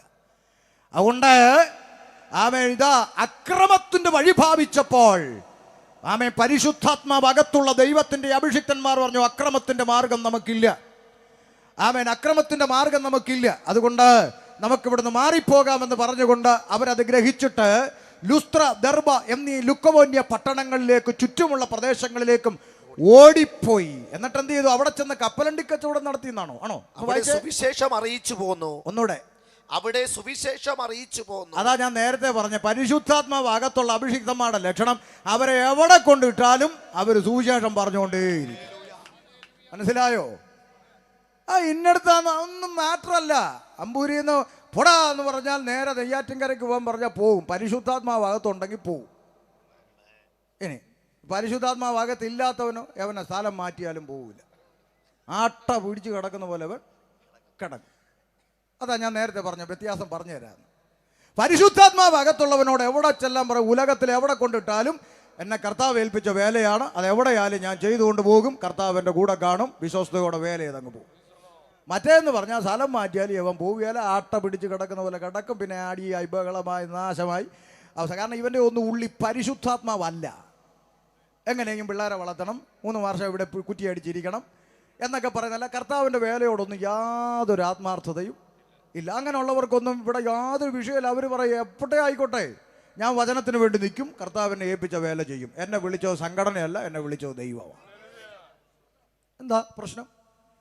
സംഘടനാ ബേസ് നോക്കിയാൽ കഴിഞ്ഞ ഏതാണ്ട് 17 വർഷത്തോളമായി ഇന്ത്യ പെന്തക്കോസ്ത് ദൈവസഭ IPC എന്ന് പറയുന്ന സംഘടനയോടുള്ള ബന്ധത്തിലാണ് ഞാൻ നിൽക്കുന്നത്. ഞാൻ ഏറ്റവും കൂടുതൽ തെറ്റുകൾ ചൂണ്ടിക്കാണിച്ചിട്ടുള്ളത് ആ പ്രസ്ഥാനത്തോടാണ്. എന്തുകൊണ്ടാണ്? സുവിശേഷ വേലയ്ക്ക് വിളിച്ചത് ദൈവമാണ്. പ്രസ്ഥാനത്തെ പ്രസാദിപ്പിക്കാനല്ല ദൈവം വിളിച്ചത്. അത് ഏത് സംഘടനയായാലും ദൈവദാസന്മാർ തിരിച്ചറിയണം. മനസ്സിലായോ? അല്ല, നമ്മളെ ഒരു മീറ്റിങ്ങിന് വിളിച്ചാൽ പോലും സൂപ്രണ്ട് അവിടെ ഉണ്ടെങ്കിൽ പിന്നെ സൂപ്രണ്ടിൻ്റെ ഭാര്യ, മക്കൾ, കുഞ്ഞമ്മ എല്ലാത്തിനെയും സുഖിപ്പിച്ച് 10 മിനിറ്റ് കളയും. എന്തിനാ ഇതിനൊക്കെ? എൻ്റെ ഒന്നും കാര്യമൊന്നുമില്ല. ദൈവവചനം പ്രസംഗിക്കുക, അത്രേ ഉള്ളൂ. സ്തോത്രമൊക്കെ കുറഞ്ഞെന്ന് എനിക്ക് മനസ്സിലായി. വായിച്ചു. ചുറ്റുമുള്ള പ്രദേശങ്ങളിൽ ഓടിപ്പോയി അവിടെ സുവിശേഷം അറിയിച്ചു കൊണ്ടിരുന്നു. അടുത്തത് ലുസ്ത്രയിൽ അമ്മയുടെ ഗർഭം മുതൽ മുടന്തനായി ഒരിക്കലും നടന്നിട്ടില്ലാതെയും കാലിന് ശക്തിയില്ലാതെയും ഉള്ള ഒരു പുരുഷൻ ഇരുന്നിരുന്നു. ശ്രദ്ധിക്കുക, ദൈവദാസന്മാർ ലുസ്ത്ര എന്ന് പറഞ്ഞ സ്ഥലത്ത് ചെന്ന് ദൈവത്തിന്റെ വചനം പ്രസംഗിച്ചുകൊണ്ടിരിക്കുമ്പോൾ അവിടെ അമ്മയുടെ ഗർഭം മുതൽ, ഗർഭത്തിൽ നിന്ന് പുറത്തു വന്ന കാലം മുതൽ മുടന്തനായി നടക്കാൻ കഴിയാത്ത ഒരു ചെറുപ്പക്കാരൻ വചനത്തെ കേട്ടുകൊണ്ടിരുന്നു. അടുത്ത വാക്ക്, അവൻ പൗലോസ് സംസാരിക്കുന്നത് കേട്ടു. അവനെ ഉറ്റുനോക്കി സൗഖ്യം പ്രാപിക്കാൻ അവൻ വിശ്വാസമെന്ന് കണ്ടിട്ട്. ശ്രദ്ധിക്കുക, പൗലോസ്ലീഹ ദൈവവചനം പ്രസംഗിച്ചുകൊണ്ടിരിക്കുമ്പോൾ ഈ ചെറുപ്പക്കാരൻ ആ പ്രസംഗത്തെ ഇങ്ങനെ ഉറ്റുനോക്കി ശ്രദ്ധിച്ചുകൊണ്ടിരിക്കുകയാണ്. ഉടനെ പൗലോസ്ലീഹയ്ക്ക് പരിശുദ്ധാത്മാവിൽ ഒരു ചിന്തയുണ്ടായി. അവൻ സൗഖ്യം പ്രാപിക്കാനുള്ള ഒരു വിശ്വാസം അവൻ്റെ അകത്ത് രൂപപ്പെട്ട് വരുന്നുണ്ട്. അതുകൊണ്ട് ഒരു കാര്യം നിങ്ങൾ മനസ്സിലാക്കണം, ദൈവിക സൗഖ്യം എന്ന് പറയുന്നത് പ്രസംഗിക്കുന്ന ഉപദേശിമാരുടെ പോക്കറ്റിൽ നിന്ന് എടുത്തെറിഞ്ഞു കൊടുക്കുന്ന സാധനമല്ല. മനസ്സിലായോ? ദൈവിക സൗഖ്യം എന്ന് പറയുന്നത് എന്നാ പിടിച്ചോ, അങ്ങനെ കുറേ വാട്ട് ഇറങ്ങിയിട്ടുണ്ട്, പിടിച്ചോ എന്ന് പറയും. അങ്ങനെ നീ പിടിച്ചോ എന്ന് പറഞ്ഞ് എറിഞ്ഞു കൊടുക്കുന്ന സാധനമല്ല ദൈവിക സൗഖ്യം. വചനം കേട്ടുകൊണ്ടിരിക്കുന്ന 10 ഉണ്ടെങ്കിൽ ആ 10 രൂപപ്പെടുന്ന വിശ്വാസത്തിൻ്റെ അളവിന് വ്യത്യാസമുണ്ട്. ആ 10 രോഗിയാണെങ്കിൽ അതിൽ ഒരുത്തൻ്റെ വിശ്വാസം ഒരുപക്ഷെ വർദ്ധിച്ചു വരുന്നെങ്കിൽ ആ 9 സൗഖ്യം നടന്നില്ലെങ്കിലും 1 നടക്കും. ആ സൗഖ്യം ദൈവത്തിൻ്റെ വചനത്താലും വചനത്തിൻ്റെ കേൾവിയാലും അവൻ്റെ അകത്ത് രൂപപ്പെടുന്ന വിശ്വാസത്താലും സംഭവിക്കുന്ന ഒന്നാണ്. അല്ലാതെ പ്രസംഗകരുടെ പോക്കറ്റിൽ നിന്ന് എറിഞ്ഞു കൊടുക്കാൻ പറ്റുന്ന പരിപാടി അല്ല ദൈവിക സൗഖ്യം. അങ്ങനെയാണ് യേശു ഭൂമിയിലുണ്ടായിരുന്ന കാലത്ത് ലോകത്ത് ഒറ്റ രോഗികളുണ്ടാകാൻ പാടില്ലായിരുന്നു. എല്ലാവരെയും സൗഖ്യമാക്കിയോ? ഇല്ല, അങ്ങനെയല്ല. പെന്തിക്കോസിനകത്ത് വന്ന രോഗം വരത്തില്ലെന്ന് ബൈബിൾ പഠിപ്പിക്കുന്നുണ്ടോ പാസ്റ്റർമാരെ? ഇല്ല. ചുമ്മാ ഇതൊക്കെ പറഞ്ഞ ആളുകളെ വെറുതെ പറ്റിക്കുന്നവരോട്. സൗഖ്യം ദൈവത്തിൽ നിന്നുള്ളതാണ്. അതാർക്ക് ലഭിക്കണ്ട എന്നുള്ളത് ദൈവത്തിൻ്റെ ഹിതമാണ്. ദൈവവും ആ വ്യക്തിയും തമ്മിലുള്ള ബന്ധത്തിൽ ഉരുത്തിരിഞ്ഞു വരുന്ന വിശ്വാസത്തിൻ്റെ അളവിനനുസരിച്ചാണ് ദൈവത്തിൻ്റെ പ്രവൃത്തി വ്യക്തിയിൽ വെളിപ്പെടുന്നത്. അത് ലഭിക്കാതിരിക്കാം. അതിൻ്റെ അർത്ഥം അതുമായിട്ട് വിശ്വാസത്തിന് ബന്ധമില്ല എന്ന് പറഞ്ഞാൽ ഞാനിത് കിട്ടിയാലേ വിശ്വസിക്കൂ എന്നുള്ളതിന് അങ്ങനെ ഒരു ഡിമാൻഡില്ല. രക്ഷിക്കപ്പെട്ടവനോ രക്ഷിക്കപ്പെടാത്തവനോ സൗഖ്യം കൊടുക്കുന്ന ദൈവത്തിൻ്റെ കൃപയാണ്. അതുകൊണ്ട് ഇത് തിരിച്ചറിഞ്ഞോണം. വെറുതെ ഇങ്ങനെ അവിടെ സൗഖ്യം ഇവിടെ സൗഖ്യം അവിടെ സൗഖ്യം, ഈ കാലഘട്ടത്തിൻ്റെ സൗഖ്യദായകൻ വരുന്നു നെയ്യാറ്റിങ്ങ, ചുമ്മാ വാല് പിടിച്ച് ഓടരുത്. ഇതൊക്കെ മനസ്സിലാക്കുക. ഇനിയും കയ്യിലിരിക്കുന്ന പൈസ പോകാതിരിക്കാൻ വേണ്ടി ഉള്ള കാര്യം പറഞ്ഞു വരുന്നത്. അതുകൊണ്ട് യാഥാർത്ഥ്യം തിരിച്ചറിയാം. എന്തിന് നീ യേശുവിൻ്റെ പിന്നാലെ ഇറങ്ങണം? അത് ഈ പ്രസംഗം തീരുമ്പോൾ മനസ്സിലാകും. ശ്രദ്ധിച്ചോ? അടുത്ത വാക്ക്, സൗഖ്യം പ്രാപിക്കാൻ അവന് വിശ്വാസമുണ്ടെന്ന് കണ്ടിട്ട് നീ എഴുന്നേറ്റ് കാലൂന്നി നിവർന്ന് നിൽക്കുക എന്ന് ഉറക്കെ പറഞ്ഞു. അടുത്ത വാക്ക്, അവൻ കുതിച്ചെഴുന്നേറ്റ് നടന്നു. കരങ്ങൾ ഉയർത്തി ദൈവത്തിന് മഹത്വം കൊടുക്കുക. എന്തിനാ സ്തുതിക്കാൻ പറഞ്ഞത്? ദൈവിക സൗഖ്യത്തിന്റെ യാഥാർത്ഥ്യം തിരിച്ചറിഞ്ഞ് വേണം സ്തുതിക്കാൻ. അവൻ കുതിച്ചെഴുന്നേറ്റ് നടന്നു, അല്ലേ? കുതിച്ചെഴുന്നേറ്റ് നടന്നു. എന്തോ മനസ്സിലായി നെയ്യാറ്റിൻകരക്കാർക്ക്? ദൈവിക സൗഖ്യം വെളിപ്പെട്ടാൽ ഇൻസ്റ്റാൾമെന്റ് ഇല്ല. മനസ്സിലായോ? ദൈവത്തിന് ഇൻസ്റ്റാൾമെന്റ് പരിപാടി ഇല്ല. അമ്മയുടെ ഗർഭത്തിൽ മുടന്തനാ, യേശുവിന്റെ നാമത്തിൽ നടക്കാൻ പറഞ്ഞപ്പോൾ കുതിച്ചെഴുന്നേറ്റ് നടന്ന ദൈവിക സൗഖ്യം. മനസ്സിലായോ? ഇന്ന് അങ്ങനല്ല. ബ്രദർ വിശ്വസിച്ചോ? ഗ്രാജുവലി അങ്ങ് നടന്നോളൂ. ഇൻസ്റ്റാൾമെന്റ് ആ പരിപാടിക്ക് ഞങ്ങൾ കൈയടിക്കത്തില്ല. ഈ യാഥാർത്ഥ്യം ജനത്തിന് പറഞ്ഞു കൊടുക്കണം. അല്ലെങ്കിൽ ജനം തെറ്റിദ്ധരിക്കും. ജനം വിചാരിക്കുന്നത് ഈ സ്റ്റേജിൽ കാണിക്കുന്ന മാജിക്കുകാർ മുഴുവൻ പെന്തിക്കോസുകാരാന്നാ. അല്ല, യാഥാർത്ഥ്യം തിരിച്ചറിയണം. വേദപുസ്തകം കച്ചവടമാക്കിയ കച്ചവട സംഘങ്ങൾ തിരുവനന്തപുരം പട്ടണത്തിലുണ്ട്. അവർക്ക് ദൈവസഭയുമായി ഒരു ബന്ധവുമില്ല. ദൈവിക സൗഖ്യം മാജിക് അല്ല. സൗഖ്യത്തിന്റെ പേരിൽ നടക്കുന്ന തട്ടിപ്പുമായി യേശുക്രിസ്തുവിന് ഒരു ബന്ധവുമില്ല. ഇത് ഏറ്റവും കൂടുതൽ പ്രസംഗിക്കേണ്ട പട്ടണം നെയ്യാറ്റിൻകര ആയതുകൊണ്ടാണ് ആവർത്തിക്കുന്നത്. തെറ്റിദ്ധരിക്കപ്പെടരുത്. ആമേൻ. നടുവേദന, പല്ലുവേദന, ഉളുക്ക്, പിരിപ്പ്, തെരിപ്പ്, കൊട്ടൻ ചുക്കാതി പരിപാടിക്കാരനല്ല യേശു. ആമേൻ. ദൈവിക സൗഖ്യം എന്താ കണ്ടില്ലേ? ദൈവിക സൗഖ്യം കണ്ടോ? അമ്മയുടെ ഗർഭം മുതൽ മുടന്തനായിരുന്ന് പുറത്തു വന്നവനോട് ഒരൊറ്റ വാചകം നസ്രയന്റെ നാമത്തിൽ എഴുന്നേറ്റ് നടക്കാൻ പറഞ്ഞാൽ അവൻ കുതിച്ചെഴുന്നേറ്റ് നടക്കുന്ന പവറാണ് യേശുക്രിസ്തു എന്ന നാമത്തിന്റെ ശക്തി എന്ന് പറയുന്നത്. അതാരുടെയും പോക്കറ്റിൽ നിന്ന് എടുത്ത് എറിഞ്ഞു കൊടുക്കുന്നതല്ല. ദൈവത്തിന്റെ അടുക്കൽ നിന്ന് ഇറങ്ങി വരുന്ന ദൈവിക കൃപയാൽ സംഭവിക്കുന്ന വിടുതലുകളാണ്. അതിൽ ഞങ്ങൾ വിശ്വസിക്കുന്നു. അത് ദൈവസഭയിൽ വരുന്നവർക്ക് ലഭിക്കാം, ലഭിക്കാതിരിക്കാം. അതൊന്നും വിശ്വാസത്തിലേക്ക് വരാനുള്ള മാനദണ്ഡമല്ല. ഈ പുസ്തകത്തിന് വേണ്ടി കാലങ്ങളോളം ഓടി നടന്ന് അധ്വാനിച്ച് സുവിശേഷം അറിയിച്ചൊരായുസ് മുഴുവൻ കർത്താവിന് വേണ്ടി ഓടി നടന്നിട്ട് മാരകമായ രോഗങ്ങൾക്ക് കീഴ്പ്പെട്ട് നിത്യതയിൽ ചേർക്കപ്പെട്ട അഭിഷിക്തന്മാർ ജീവിച്ചിരുന്ന പശ്ചാത്തലമാണ് പെന്തക്കോസ്തിന്റെ ചരിത്രം. അതുകൊണ്ട് ഞങ്ങളത് മാജിക്കുകൾക്ക് കൈയടിക്കുന്നില്ല. ഇത് തിരുവനന്തപുരത്തുകാരോട് വേർതിരിച്ച് പറയണം. ഇനിയുള്ള കാലങ്ങളിൽ തെറ്റിദ്ധരിക്കപ്പെടരുത്. മാജിക്കുകാരെ കൊണ്ട് നടക്കുന്ന ആളുകളുണ്ട്. പക്ഷേ ഈ പുതിയ ന്യൂ ജനറേഷൻ ഇതൊക്കെ ചെയ്യുന്നതിൽ എനിക്ക് സങ്കടമില്ല. പക്ഷെ എനിക്ക് പലപ്പോഴും നോവുന്നത് ഈ തല നരച്ചവർ, പ്രായമുണ്ടെന്ന് പറയുന്നവർ ഇതിനൊക്കെ കൈയടിക്കാൻ നിൽക്കുന്നത് കാണുമ്പോഴാണ് സങ്കടമുണ്ടാകുന്നത്. കാരണം വചനത്തിൻ്റെ യാഥാർത്ഥ്യം ഇവർക്ക് അറിയാം. എന്നാലും ഇത്തരം കൾട്ടുകൾക്ക് മുമ്പിൽ കൈയടിക്കുന്ന ആളുകളെ കാണുമ്പോൾ ഇവരൊക്കെ ദൈവദാസന്മാരായി പോയല്ലോ എന്ന് ചിന്തിക്കുമ്പോൾ പലപ്പോഴും വേദന തോന്നാറുണ്ട്. പുതിയ പിള്ളേർക്ക് അറിയത്തില്ലെന്നേ അവർ വിചാരിച്ചിരിക്കുന്ന ഇതെന്തോ ബിസിനസ് മാർഗമെന്നല്ലല്ല. അങ്ങനെ ചിന്തിക്കുന്ന മാജിക്കാണ്. പക്ഷേ പലർക്കും മാജിക്കാണ് ഇഷ്ടം. ഞാനൊരു തെളിവ് പറയാം. ഇപ്പം മജീഷ്യൻ മുതുകാടാണ് ഇപ്പം ഞാൻ നിൽക്കുന്നിടത്ത് നിൽക്കുന്നതെന്നിരിക്കട്ടെ. മുതുകാട് ഇപ്പോൾ വിവാദത്തിലാണ്. ആ വിഷയമൊന്നുമല്ല ഞാൻ പറയാൻ പോകുന്നത്. മുതുകാടാണ് ഇവിടെ നിൽക്കുന്നതെന്നിരിക്കട്ടെ. അദ്ദേഹം നിങ്ങളുടെ ഇടയിൽ നിന്നൊരു പെണ്ണിനെ ഇങ്ങോട്ട് വിളിച്ചു. ഇവിടെ ഒരു ബെഞ്ചിലോട്ട് കിടത്തി. എന്നിട്ട് മന്ത്രം ചൊല്ലി ആകാശത്തേക്ക് പൊക്കി. എന്നിട്ട് വാളെടുത്ത് രണ്ടായിട്ട് മുറിച്ചു. ഒരു കഷ്ണം മേലെ, ഒരു കഷ്ണം കീഴെ. ഈ കാഴ്ച കണ്ടു കഴിഞ്ഞാൽ ഇവിടെ ഇരിക്കുന്നവരെല്ലാം എന്ത് ചെയ്യും? പറയുന്ന കൈയടിക്കും. ചിലത് കൂക്കി വിളി. ഇപ്പോൾ കൂകുന്നതാണല്ലോ ട്രെൻഡ്, അല്ലേ? ഇപ്പോൾ ഊളപ്പിള്ളേരുണ്ട്, എന്ന് വിളിക്കുന്നതാണ് അവർക്ക് ട്രെൻഡ്. അപ്പോൾ ഇങ്ങനെ കൈയടിക്കും, ചിലത് കൂകും, ഇങ്ങനെ ആർപ്പ് വിളിക്കും, എന്നൊക്കെ പറഞ്ഞ് കൈയടിക്കും, അല്ലേ? ആണോ? അതെ. പക്ഷെ ഒരു കാര്യം നിങ്ങളോട് ഞാൻ ചോദിക്കുകയാണ്. സത്യത്തിൽ ഈ കൈയടിച്ചവർക്കും കൂകിയവർക്കും എല്ലാം ഒരു സത്യം അറിയാം. മുതുകാട് ഈ പെണ്ണിനെ എന്ത് ചെയ്തിട്ടില്ല? മുറിച്ചിട്ടില്ല, രണ്ടാക്കിയിട്ടും ഇല്ല. നമ്മളെയൊക്കെ പച്ചയ്ക്ക് പറ്റിക്കുകയായിരുന്നെന്ന് ഈ കൈയടിച്ച മുഴുവൻ ആളുകൾക്കും അറിയാം. എന്നാലും അവരെന്ത് ചെയ്യും? സത്യമല്ലേ ഞാൻ പറഞ്ഞേ? കൈയടിക്കും. യോഗം തീരുമ്പോൾ മുതുകാടിന് 4 മീറ്റിംഗ് വേറെ വരികയും ചെയ്യും, അല്ലേ? പക്ഷേ അടുത്ത സ്റ്റേജിൽ മുതുകാട് ഈ പെണ്ണിനെ യഥാർത്ഥത്തിൽ അങ്ങ് മുറിച്ചെന്ന് വെച്ചു. എന്ന് പറഞ്ഞാൽ സത്യസന്ധമായി അങ്ങ് മുറിച്ചു. ആ ഏറ്റിരുന്ന മീറ്റിംഗ് മുഴുവൻ പോകും.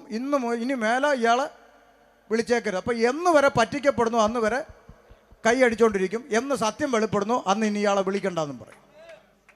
ഇതിൻ്റെ വേറൊരു വെർഷനല്ലേ നമ്മുടെ അകത്ത് നടന്നുകൊണ്ടിരിക്കുന്നത്. പറ്റിക്കപ്പെടുന്നവർ ഇങ്ങനെ പറ്റിച്ചുകൊണ്ടേയിരിക്കും. സത്യം വിളിച്ചു പറയുന്നവർക്ക് ബുദ്ധിമുട്ടുമാണ്. പക്ഷെ അതൊന്നും കൊണ്ട് സത്യം പറയുന്നവർക്ക് മിണ്ടാതിരിക്കാൻ പറ്റത്തില്ല. കാരണം ഞങ്ങളെപ്പോലുള്ളവർ അടുത്ത വേദി ഉണ്ടാക്കിയിടാനല്ല വന്നത്. നാളെ വേണ്ടെങ്കിൽ വേറെ ആളിനെ വിളിച്ചോണം, വണ്ടിയിൽ ഡീസൽ അടിച്ചോണ്ടാ വന്നതെന്ന് പറയാനുള്ള ചങ്കൂറ്റത്തോടാണ് നിൽക്കുന്നത്. അതുകൊണ്ട് വേദിക്ക് വേണ്ടി പ്രസംഗിക്കുകയല്ല, ദൈവത്തിന് വേണ്ടിയാണ് പ്രസംഗിക്കുക. പറയുമ്പോൾ സത്യസന്ധമായി പറയണം. ആരെയും പറ്റിച്ചുണ്ടാക്കുന്ന ഒരു 10 രൂപ ഒരിക്കലും ഒരുത്തൻ്റെയും തലമുറ അനുഭവിച്ച ചരിത്രം ഇന്ന് വരെ ഭൂമിയിൽ ഉണ്ടായിട്ടില്ല. ഒരുത്തനെയും പറ്റിച്ച് കിട്ടുന്ന 10 രൂപ കൊണ്ട് ഒരുത്തനും ഒരു കാലത്തും നന്നായ ചരിത്രം ഉണ്ടായിട്ടില്ല. അതുകൊണ്ട് പറയുന്നത് സത്യസന്ധമായി പറയണം. ആമേൻ. മനസ്സിലാവുന്നുണ്ടോ? അപ്പൊ അതുകൊണ്ട് അവൻ കുതിച്ചെഴുന്നേറ്റ് നടന്നു. ഇനി കാതലായ വിഷയത്തിലോട്ട് കയറാൻ പോവാ. വായിച്ചോ. പൗലോസ് ചെയ്തത് പുരുഷാരെ കണ്ടിട്ട്. ഈ പൗലോസ് പ്രസംഗിക്കുന്നു, രോഗസൗഖ്യം വെളിപ്പെടുന്നു.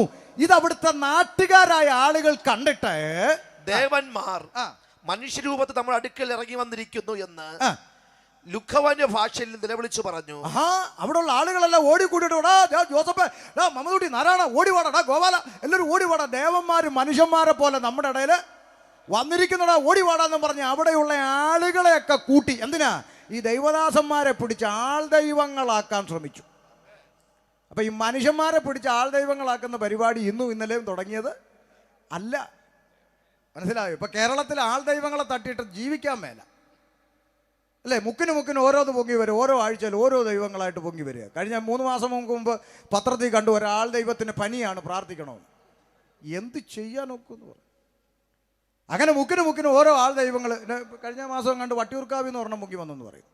ഇങ്ങനെ മുക്കിന് ആൾ ദൈവങ്ങളെ കൊണ്ടുവന്നുകൊണ്ടിരിക്കും. മനുഷ്യന്മാരെ പിടിച്ച് ആൾ ദൈവങ്ങളാക്കുന്ന പരിപാടി ഇത് ഇന്നും ഇന്നലെയും തുടങ്ങിയതല്ല. ഇപ്പം നിങ്ങൾ ചിരിക്കൊന്നും വേണ്ട, നമ്മുടെ ഇടയിൽ ഈ പരിപാടി ഉണ്ട്. ഞാൻ നിങ്ങളോട് ചോദിക്കട്ടെ ദൈവദാസന്മാരെ, സുവിശേഷ വേല ചെയ്യുന്ന ദൈവത്തിൻ്റെ ദാസന്മാർക്കെല്ലാം ദൈവസന്നിധിയിൽ ഒറ്റ വാല്യൂ ഉള്ളൂ. സംശയമുണ്ടോ? ദൈവസന്നിധിയിൽ ഒറ്റ വാല്യൂ ഉള്ളൂ. അവിടെ കൂടിയവനില്ല, കുറഞ്ഞവനില്ല.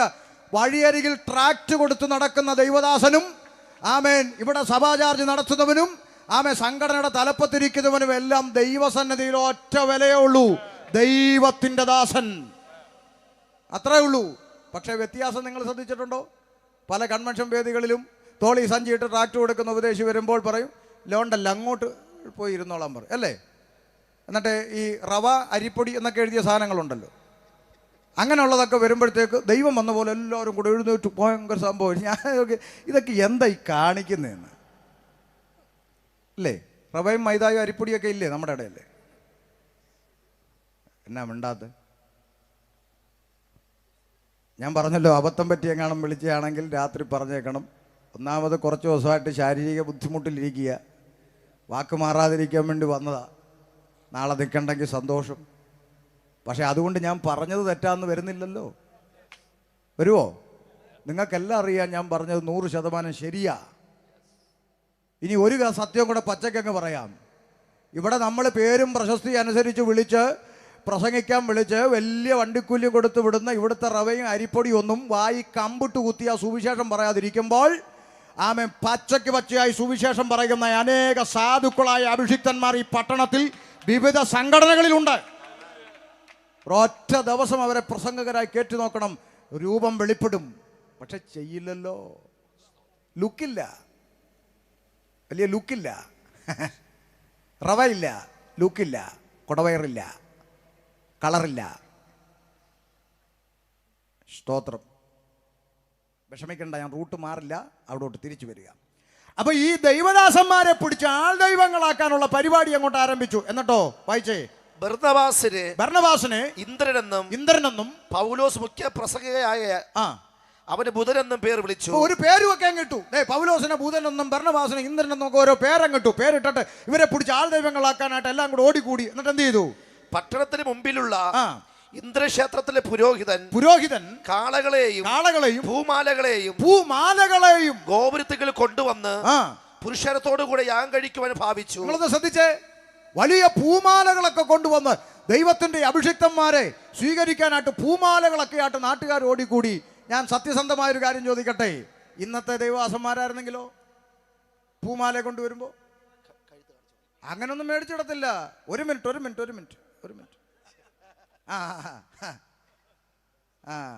ഒരു സെൽഫിയും കൂടെ. എന്നിട്ട് അടുത്ത ദിവസം ഞങ്ങളെ ഗുജറാത്തിൽ സ്വീകരിച്ച വിധം അല്ലേ? സംശയമുണ്ടോ? പക്ഷെ പരിശുദ്ധാത്മാവകത്തുള്ള അഭിഷിക്തന്മാർ വിലക്കി. വ്യത്യാസം മനസ്സിലായോ? പരിശുദ്ധാത്മാവ്, നമ്മൾ ഈ പരിശുദ്ധാത്മാവ് ഉണ്ടെന്ന് പറയുന്ന ഈ കീബോർഡിന്റെ അവസാനത്തെ ടെമ്പോ കൂടുമ്പോഴാ, അപ്പോഴല്ല കാണിക്കേണ്ടത്. ഇതുപോലുള്ള സന്ദർഭങ്ങളിൽ അരുത്. നിങ്ങൾ എന്താ ഈ കാണിക്കുന്നതെന്ന് ചോദിക്കാൻ കഴിയുന്നവന്റെ ഉള്ളിലാണ് പരിശുദ്ധാത്മാവ്. അല്ലാതെ കീബോർഡിന്റെ ടെമ്പോ, പലരുടെ ആത്മാവ് പോകണമെങ്കിൽ കറണ്ട് ഒന്ന് പോയാൽ മതി. മനസ്സിലായോ? അതുകൊണ്ട് ഞാൻ സ്റ്റാൻലിയെ പോലുള്ള സഹോദരന്മാരോട് പറയും, ആരാധിപ്പിക്കരുത്, ആരാധിക്കട്ടെ. സ്തോത്രം. ചില സംഘാടകർ പാട്ടുകാരെ വിളിച്ചിട്ട് പറയും, ഇന്നലെ നിങ്ങളുടെ വർഷിപ്പ് അത്ര അങ്ങോട്ട് പോരായിരുന്നു, ഇന്ന് ഇച്ചിരി കൂടെ ഒന്ന് മൂപ്പിക്കണമെന്ന്. ഇവനിട്ട് ആദ്യം മൂപ്പിക്കണം. മനസ്സിലാവുന്നുണ്ടോ? കാര്യം ആരാധിപ്പിക്കുകയല്ല ശരി.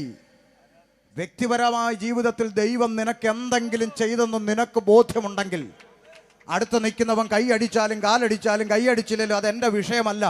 എന്നെ രക്ഷിച്ച എൻ്റെ ദൈവത്തെ എനിക്ക് ആരാധിക്കണമെന്ന് ദൈവവുമായിട്ടുള്ള വ്യക്തിബന്ധത്തിൽ തന്നെത്താൻ ഉയർന്നു വരേണ്ട ഒന്നാണ് ആരാധന. അല്ലാതെ ഒരുത്തൻ ഇവിടെ കയറി പോരാ പോരാ പോരാ, അപ്പോൾ ഇവനാണ് ദൈവത്തിൻ്റെ കണക്കപ്പുള്ള, പോരാ ഇവനാണോ തീരുമാനിക്കുന്നത് പോരാന്ന്. ആ പരിപാടി ചെയ്യരുത്. ആമേൻ. ദൈവവുമായിട്ടുള്ള വ്യക്തിബന്ധത്തിൽ നമുക്ക് യഹോവയുടെ ആലയത്തിലേക്ക് പോകാമെന്ന് പറഞ്ഞപ്പോൾ ഞാൻ തല ചൊറിഞ്ഞെന്നാണോ? അത്യന്തം ആ മനസ്സാ ദൈവം നോക്കുന്നേ, ആലയത്തിലേക്ക് പോകാനുള്ള മനസ്സ്. അല്ല രാവിലെ ഈ ഞായറാഴ്ച ചർച്ചയിൽ പോകണം ഉറങ്ങാൻ ഇങ്ങനെ പറഞ്ഞിട്ട് പോകുന്ന അല്ല ദൈവത്തിന് പ്രസാദം. നമ്മുടെ വിചാരമില്ല പായ്ക്കകത്തോട്ട് ചെന്നിരുന്നിട്ട് അടിക്കുന്ന അടിയാണ് അവിടെ പ്രസാദം. നല്ലല്ല, ഇറങ്ങിയ മനസ്സ്. അവലോടെ കാത്തിരുന്നു ദൈവസന്നിധിയിൽ ഒന്ന് പോകാൻ. ഞായറാഴ്ച കാത്തിരുന്ന് രാവിലെ എഴുന്നേറ്റ് സന്തോഷത്തോടെ ആലയം, അവിടെ ദൈവം പ്രസാദിച്ചു. അവിടെ തുടങ്ങി. സ്തോത്രം. വിഷയം മാറിപ്പോകണ്ട, തിരിച്ചു വരാം. ആമേൻ. അവരെല്ലാവരും കൂടി ഇവരെ പിടിച്ച് ആൾ ദൈവങ്ങളാക്കാൻ പൂമാലകളൊക്കെ കൊണ്ടുവന്നപ്പോൾ ദൈവത്തിന്റെ അഭിഷിക്തന്മാർ പറഞ്ഞ വാക്കാണെന്ന് വായിച്ച കുറിവാക്യത്തിലെ പ്രധാന പോയിന്റിലേക്ക് ഞാൻ കയറി വരികയാണ്. വായിച്ചോ. ഇത് അപ്പോസ്തലന്മാരായ ബർന്നബാസും പൗലോസും കേട്ടിട്ട് വസ്ത്രം കീറി, അവരുടെ ആ രോഷം ഒന്ന് മനസ്സിലാക്കണം. വസ്ത്രം വലിച്ചു കീറിക്കൊണ്ടാ ചോദിക്കുന്നത്, നിങ്ങൾ എന്താ ഈ കാണിക്കുന്നതെന്ന്. അത്രമാത്രം ചെയ്തുകൂടാത്ത കാര്യം ഇന്ന് ചെയ്തുകൊണ്ടിരിക്കുന്ന കാര്യം. ഇന്നെങ്ങനെ സ്വീകരിക്കണമെന്ന് ആർക്കും അറിഞ്ഞുകൂടാ. ഇന്ന് ഗുണ്ട് പൊട്ടിച്ചോ പടക്കം പൊട്ടോ, ഇനി നമ്മുടെ ഇടയിൽ ചെണ്ട വരുന്നത് എന്നാന്ന് തമ്പുരാൻ അറിയാം. മിക്കവാറും ഈ കണക്കിന് പോയാൽ കുമ്പനാട്ടൊക്കെ ചെണ്ട വരാൻ സാധ്യതയുണ്ട്, ഇപ്പോഴും ഉണ്ട്. അതുകൊണ്ട് ശ്രദ്ധിച്ചോണം, ഈ പരിപാടി വസ്ത്രം കീറിക്കൊണ്ട് വിലക്കി ചെയ്യരുത്. നിങ്ങൾ എന്താ ഈ കാണിക്കുന്നതെന്ന് ചോദിച്ചുകൊണ്ട് പൗലോസ്ലീഹ പറഞ്ഞൊരു വാചകമാണ് കുടങ്ങാവിളയോട് ഇന്ന് രാത്രി പറയാനുള്ള സന്ദേശം. വായിച്ചു. വസ്ത്രം കീറിക്കൊണ്ട് പുരുഷന്റെ ഇടയിലേക്ക് ഓടിച്ചെന്ന് നിലവിളിച്ചു പറഞ്ഞത് പുരുഷന്മാരെ, മനുഷ്യന്മാരെ, നിങ്ങൾ ഈ ചെയ്യുന്നത് എന്ത്? ഞങ്ങൾ നിങ്ങളോട് സമസ്വഭാവമുള്ള മനുഷ്യരത്രേ. ഞങ്ങളൊക്കെ വെറും മനുഷ്യന്മാരാണ്. നിങ്ങൾ ഈ വ്യർത്ഥ കാര്യങ്ങളെ വിട്ട്, നിങ്ങൾ ഈ മണ്ടത്തരങ്ങളൊക്കെ വിട്ടിട്ട് ആകാശവും ഭൂമിയും സമുദ്രവും അവയിലുള്ള സകലത്തെ ഉണ്ടാക്കിയ ജീവനുള്ള ദൈവത്തിങ്കിലേക്ക് തിരിയണം, എന്നുള്ള സുവിശേഷം ഞങ്ങൾ നിങ്ങളോട് അറിയിക്കുന്നു. രാത്രി ഞങ്ങൾ കുടങ്ങാവിള ദേശത്തോട് വിളംബരം ചെയ്യുന്നു. മനുഷ്യന്മാരെ, ആവശ്യമില്ലാത്ത മണ്ടത്തരങ്ങളൊക്കെ വിട്ടിട്ട് ഇന്ന് രാത്രി ആകാശവും ഭൂമിയും സമുദ്രവും അവയിലുള്ള സകലത്തെയും ഉണ്ടാക്കിയ ജീവനുള്ളൊരു ദൈവമുണ്ട്. ആ ജീവനുള്ള ദൈവത്തിങ്കലേക്ക് തിരിയണം. ഹല്ലേലൂയ. അതിനാണ് സുവിശേഷം. മനുഷ്യൻ ജീവനുള്ള ദൈവത്തെ അറിയണം. അപ്പോൾ ചില ആളുകൾ ചിന്തിക്കും, ഇങ്ങനെ കുറച്ച് നേരമായിട്ട് ജീവനുള്ള ദൈവം എന്ന് പറയണം, അപ്പോൾ ഈ ജീവൻ ഇല്ലാത്ത ദൈവം ഉണ്ടോ എന്ന് ചോദിക്കും. അതിൻ്റെ ഉത്തരം ഞാൻ പറയത്തില്ല. പറഞ്ഞാൽ പലരും വിഷമിക്കും, അതുകൊണ്ട് ഞാൻ പറയത്തില്ല. പിന്നെ ഞാൻ പറയേണ്ട ആവശ്യമില്ല. പണ്ട് തന്നെ നമ്മുടെ പാട്ടുകാരൻ ഗാനഗന്ധർവൻ യേശുദാസ് പാടി വിട്ട കാര്യമാണ്. ഇനിയിപ്പം വർഷങ്ങൾ കഴിഞ്ഞ് നമ്മൾ പറഞ്ഞില്ലേലും അങ്ങേര് അന്ന് പാടി വിട്ടതാണ്. വിട്ടല്ലേ? കണ്ണു തുറക്കാത്ത. പിന്നെ നമ്മളാരാണ്ട് പറഞ്ഞ പോലാണോ? അന്ന് യേശുദാസ് പാടിയപ്പോൾ ആരും അങ്ങേരെ ഇരുട്ടടി അടിച്ചതും ഇല്ല. കാര്യം അങ്ങേര് പാടിയത് എല്ലാവർക്കും അറിയാം, അരിയാഹാരം കഴിക്കാനും അറിയാം, അതെല്ലാം സത്യമാണ്. അതുകൊണ്ട് യേശു അത് പാടി വിട്ട കാര്യം പറഞ്ഞ് നമ്മൾ സമയം കളയണ്ടല്ലോ. അതുകൊണ്ട് നമുക്ക് രണ്ടാമത്തെ വിഷയം ജീവനുള്ള ദൈവത്തിങ്കിലേക്ക് തിരിയണം. അപ്പോഴൊരു ചോദ്യം വരും, എന്താണ് മനുഷ്യൻ വിട്ടുകളയേണ്ടുന്ന കാര്യങ്ങൾ? പൗലോസ്ലീഹായോട് ചോദിക്കാം. പൗലോസേ, മനുഷ്യന്മാര് വിട്ടുകളയേണ്ടുന്ന വ്യർത്ഥമായ കാര്യങ്ങളുണ്ടെന്ന് പറഞ്ഞല്ലോ. എന്താണ് ഈ വ്യർത്ഥമായ കാര്യങ്ങളെന്ന് പറഞ്ഞു തന്നാലല്ലേ അത് മനസ്സിലാക്കാൻ പറ്റുള്ളൂ. ഒന്ന് പറഞ്ഞു കൊടുത്തേ. റോമാലേഖനം 1-ാം അധ്യായം 21, 22, 23 വാക്യങ്ങളിൽ മനുഷ്യൻ വിട്ടുകളയേണ്ടുന്ന വിഷയത്തെക്കുറിച്ച് പൗലോസ്ലീഹ ഇങ്ങനെ രേഖപ്പെടുത്തി. അവർ ദൈവത്തെ അറിഞ്ഞിട്ടും അവനെ ദൈവമെന്ന് ഓർത്ത് മഹത്വീകരിക്കുകയോ നന്ദി കാണിക്കുകയോ ചെയ്യാതെ തങ്ങളുടെ നിരൂപണങ്ങൾ വ്യർത്ഥരായി തീർന്നു. ശ്രദ്ധിക്കൂ, മനുഷ്യൻ ദൈവത്തെ അറിഞ്ഞിട്ടും സകലത്തെയും സൃഷ്ടിച്ചൊരു സൃഷ്ടാവുണ്ടെന്ന് അറിഞ്ഞിട്ടും സകലത്തെയും പടച്ചുണ്ടാക്കിയ ഒരു പടച്ചവനുണ്ടെന്ന് അറിഞ്ഞിട്ടും സകലത്തെയും ഉളവാക്കിയ ഒരു ഈശ്വരനുണ്ടെന്ന് മനുഷ്യൻ അറിഞ്ഞിട്ടും ആ സൃഷ്ടാവിന് കൊടുക്കേണ്ട മഹത്വം സൃഷ്ടാവിന് കൊടുക്കാതെ മനുഷ്യൻ അവന്റെ നിരൂപണങ്ങളിൽ വ്യർത്ഥമായത് ചെയ്യാൻ തുടങ്ങി എന്നാണ് വായിച്ചത്. ഒരു ദൈവമുണ്ട്, മനുഷ്യൻ അറിയേണ്ട ഒന്നാമത്തെ യാഥാർത്ഥ്യം, ഒരു ദൈവമുണ്ട്, ഒരു സൃഷ്ടാവുണ്ട്, ഒരു പടച്ചവനുണ്ട്, ഒരു ഈശ്വരനുണ്ട്, ഒരു ദൈവമുണ്ട്. ദൈവമില്ല എന്ന് പറയുന്ന ഒരു ആധുനിക കാലഘട്ടത്തിലാണ് ഇന്ന് നമ്മൾ ജീവിക്കുന്നത്. ദൈവമില്ലെന്നാണ് പറയുന്നത്. രവിചന്ദ്രനെ പോലുള്ള നിരീശ്വരവാദികളുടെ പിന്നാലെ നടക്കുന്ന ഒരു കൂട്ടം യുവജനങ്ങൾ പറയുന്നു ദൈവമില്ല പോലും. ദൈവമില്ലെന്ന് പറയുന്ന നിരീശ്വരവാദിയായ അണ്ണന്മാര് ഒരു 5 മിനിറ്റ് കണ്ണാടിയുടെ മുമ്പിൽ ചെന്ന് നിന്നുകൊണ്ട് തന്നെത്താൻ നോക്കിയാൽ പറയും ദൈവമുണ്ട് കേട്ടോ. എന്തുകൊണ്ടാ? ഭക്തനായ ഒരു മനുഷ്യൻ ഇങ്ങനെ വിളിച്ചു പറഞ്ഞു, ദൈവമേ, ഭയങ്കരവും അതിശയകരവുമായി നീ എന്നെ സൃഷ്ടിച്ചിരിക്കൊണ്ട് ഞാൻ നിനക്ക് സ്തോത്രം ചെയ്യുന്നു എന്ന് പറഞ്ഞു. എന്തുകൊണ്ടാ? മനുഷ്യന്റെ സൃഷ്ടിപ്പിന്റെ അകത്തുണ്ട് ദൈവത്തിന്റെ കരവിരുത്. ഇല്ലേ? അതാ കണ്ണാടിയിൽ പോയി നോക്കണമെന്ന് പറഞ്ഞത്. എന്താ കണ്ണാടി നോക്കിയാൽ കാണാം നമ്മുടെ തലയിലിരിക്കുന്ന കറുത്ത സാധനത്തിന്റെ പേര് മുടിയെന്നാണ്. താടിയും മീശയുമായി വളർന്നിറങ്ങുന്നതും മുടിയാണ്, അല്ലേ? കണ്ണിന്റെ മേലെ പുരികമായി വളർന്നു വരുന്നതും മുടിയാണ്, കണ്ണിൽ പീലിയായി വരുന്നതും മുടിയാണ്. ഇതിൻ്റെ എല്ലാം പേര് മുടിയെന്നാണ്. എന്നാൽ സൃഷ്ടിച്ച സൃഷ്ടാവ് വെച്ച വ്യവസ്ഥ നോക്ക്. തലമുടിയോടും താടിയോടും മീശയോടും ഒക്കെ വളർന്നിറങ്ങിക്കൊള്ളാൻ ക്രമീകരിച്ചു. ആ മനുഷ്യന്മാർ വെട്ടിവിട്ടോളും. പക്ഷേ കൺപീലിയോട് പറഞ്ഞു പരിധി വിട്ട് വളരരുത്, അല്ലേ? തലമുടിയും താടിയും മീശയും വളർന്നിറങ്ങുന്ന പോലെ ജനിച്ച ഓർമ്മ വെച്ച കാലം മുതൽ കൺപീലിയും ഒന്ന് വളർന്നെങ്കിലോ ചേട്ടാ. യോഗത്തിന് വരുമ്പോൾ ഒരു കൈ വേണം 2 ഷട്ടറും കൂടെ പൊക്കി പിടിച്ച് വെക്കാൻ. ഇങ്ങനെ ചുരുട്ടി പിടിച്ച് പൊക്കി വെച്ചിട്ട് ആരാടി അവിടെ പ്രസംഗിക്കുന്നൊക്കെ ചോദിക്കേണ്ട ഗതികേട് അങ്ങനൊന്നും വരുത്തിയില്ലല്ലോ ദൈവം. ആര് വെച്ച വ്യവസ്ഥയാ? പ്രസവം എടുത്ത ഡോക്ടർ വെച്ചതാണോ? അല്ല, സൃഷ്ടാവ് വെച്ച വ്യവസ്ഥയാണ്, അല്ലേ? ചുമ്മാ ഒരു കുഞ്ഞു കാര്യം പറഞ്ഞെന്നേ ഉള്ളൂന്നേ. ദൈവമുണ്ടെന്ന് വിശ്വസിക്കാൻ അന്താരാഷ്ട്ര ഡിഗ്രി ഒന്നും വേണ്ട. ദേ ഇവിടെ ഈ നെയ്യാറ്റിൻകര കരമന റോഡ് 6 വരിപ്പാത ഹൈവേ വിശാലമാക്കി എത്ര സുന്ദരമായിട്ട് വണ്ടി ഓടിക്കാൻ ഒരു വലിയ താല്പര്യം തോന്നുന്ന നിലയിലാണ് ആ വാഹനങ്ങൾക്ക് വേണ്ടി പാത ക്രമീകരിച്ചിരിക്കുന്നത്. എത്ര വിശാലമായ റോഡ്, നല്ല സിഗ്നൽ സംവിധാനങ്ങൾ, ഇതൊക്കെ ഉണ്ടായിട്ടും ഡെയിലി 2 അവിടെ ഇവിടെ ഇടിച്ച് കിടക്കുകയാണ്, അല്ലേ? ആകാശമണ്ഡലങ്ങളിൽ, സൗരയൂഥങ്ങളിൽ, ഭ്രമണപഥങ്ങളിൽ സഞ്ചരിക്കുന്ന ഒറ്റ ഗ്രഹത്തിന് ഡ്രൈവറുണ്ടോ? ഡെയിലി 2 വെച്ച് ഇടിച്ചുകൊണ്ടിരിക്കുവാണോ? ഇതിനെയൊക്കെ കൃത്യമായി നിയന്ത്രിക്കുന്ന ഒരു സർവശക്തൻ ഇല്ലാതെ എങ്ങനെ സാധിക്കുമെന്ന് മിനിമം അരിയാഹാരം കഴിക്കുന്നവന് ചിന്തിച്ചാൽ മനസ്സിലാകാവുന്ന കാര്യമേ ഉള്ളൂ. ഇതിനെയൊക്കെ കൃത്യമായി ആനുപാതികമായി അതിനെയൊക്കെ നിയന്ത്രിക്കുന്ന ഒരു സർവശക്തനുണ്ട്, അവനാണ് ദൈവം. മനസ്സിലായോ? ആമേൻ. ഇനിയും പറയാൻ ഇഷ്ടം പോലെ പറയാനുണ്ട്. ദൈവമില്ല എന്ന് പറയുന്ന മനുഷ്യരെ കുറിച്ച് നമ്മൾ ചിന്തിക്കുമ്പോൾ വേദപുസ്തകം പറയുന്നു ദൈവമില്ലെന്ന് മൂഢൻ തൻ്റെ ഹൃദയത്തിൽ പറയുന്നു. മൂഢൻ എന്നാണ് ദൈവം അവനെ വിളിക്കുന്നത്. ദൈവമില്ല എന്ന് പറഞ്ഞ് നടക്കുന്ന മനുഷ്യൻ. ആകാശമണ്ഡലങ്ങളിലേക്ക് നോക്കിയാൽ അറിയാം, വേണ്ട, ലോകത്തിൻ്റെ നാനാഭാഗത്ത് കോടിക്കണക്കിന് വരുന്ന ജനസമൂഹമുണ്ട്. പക്ഷേ എല്ലാ മനുഷ്യൻ്റെയും കൈവിരൽ നോക്കിയാൽ ഒരുപോലെ ഇരിക്കുക. പക്ഷേ ഒരുത്തൻ്റെ വിരലടയാളം പോലെ മറ്റൊരുത്തൻ്റെ വിരലടയാളം ഇല്ല, അല്ലേ? ഒന്ന് കുത്തിയിരുന്ന് ഡിസൈൻ ചെയ്യാൻ ശ്രമിച്ചാൽ എത്രത്തോളം ഒക്കും? ഒരു മനുഷ്യൻ്റെ വിരലടയാളം പോലെ മറ്റൊരു മനുഷ്യനില്ല. കോടിക്കണക്കിന് വരുന്ന ജനം ലോകത്തിൻ്റെ നാനാഭാഗത്തുണ്ട്. പക്ഷേ ഒരുത്തൻ്റെ വിരലടയാളം പോലെ മറ്റൊരുത്തൻ ഇല്ലെന്ന് ഇങ്ങനെ ഡിസൈൻ ചെയ്ത് വിടാൻ സ്വർഗത്തിലെ ദൈവത്തിനല്ലാതെ ആർക്ക് പറ്റുമെന്നായി പറയുന്നത്? ദൈവമില്ല പോലും. ദൈവമില്ലെന്ന് പറയുന്ന ഒരു തലമുറയായി ഇന്ന് നമ്മുടെ ചുറ്റുമുള്ളത്. പിന്നെ ഒരു കൂട്ടർ പറയുന്നത് ഡിങ്കനാണ് ദൈവം എന്നാണ്. ഡിങ്കൻ അറിയത്തില്ലേ? ഡിങ്കൻ, നിക്കർ പുറത്തിട്ടൊരു എലി, അതാണ് ദൈവമെന്ന്. എലിയും പൂച്ചയും പാറ്റയൊക്കെ ദൈവമെന്ന് പറഞ്ഞാൽ അത് ഇവിടെ ആർക്കും അടിക്കണ്ട. ദൈവം മനുഷ്യനായി വന്നെന്ന് പറയുമ്പോഴാണ് ഇച്ചീച്ചി. ഡിങ്കനാണ് ദൈവമെന്ന് ഇങ്ങനെ പറയുന്നൊരു കാലഘട്ടത്തിലാണ് നമ്മൾ ഇന്ന് ജീവിക്കുന്നത്. അതുകൊണ്ടൊരു കാര്യം മനസ്സിലാക്കണം.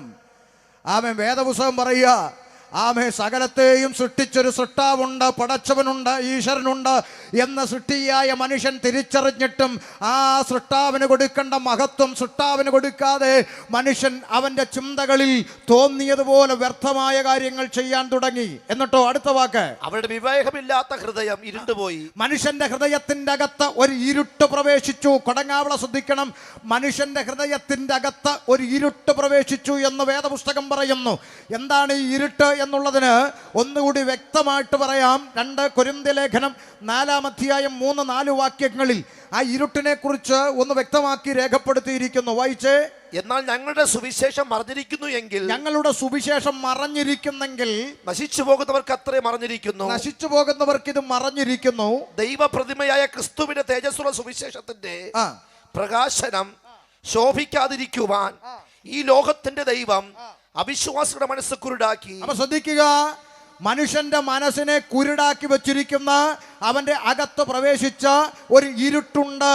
ആ ഇരുട്ടാണ് ഈ സുവിശേഷം എന്ന് പറയുന്ന പ്രകാശം മനുഷ്യന്റെ അകത്തോട്ട് കയറാതിരിക്കാൻ അവനെ തടഞ്ഞു വെച്ചിരിക്കുന്ന ഒരു ഇരുട്ട്.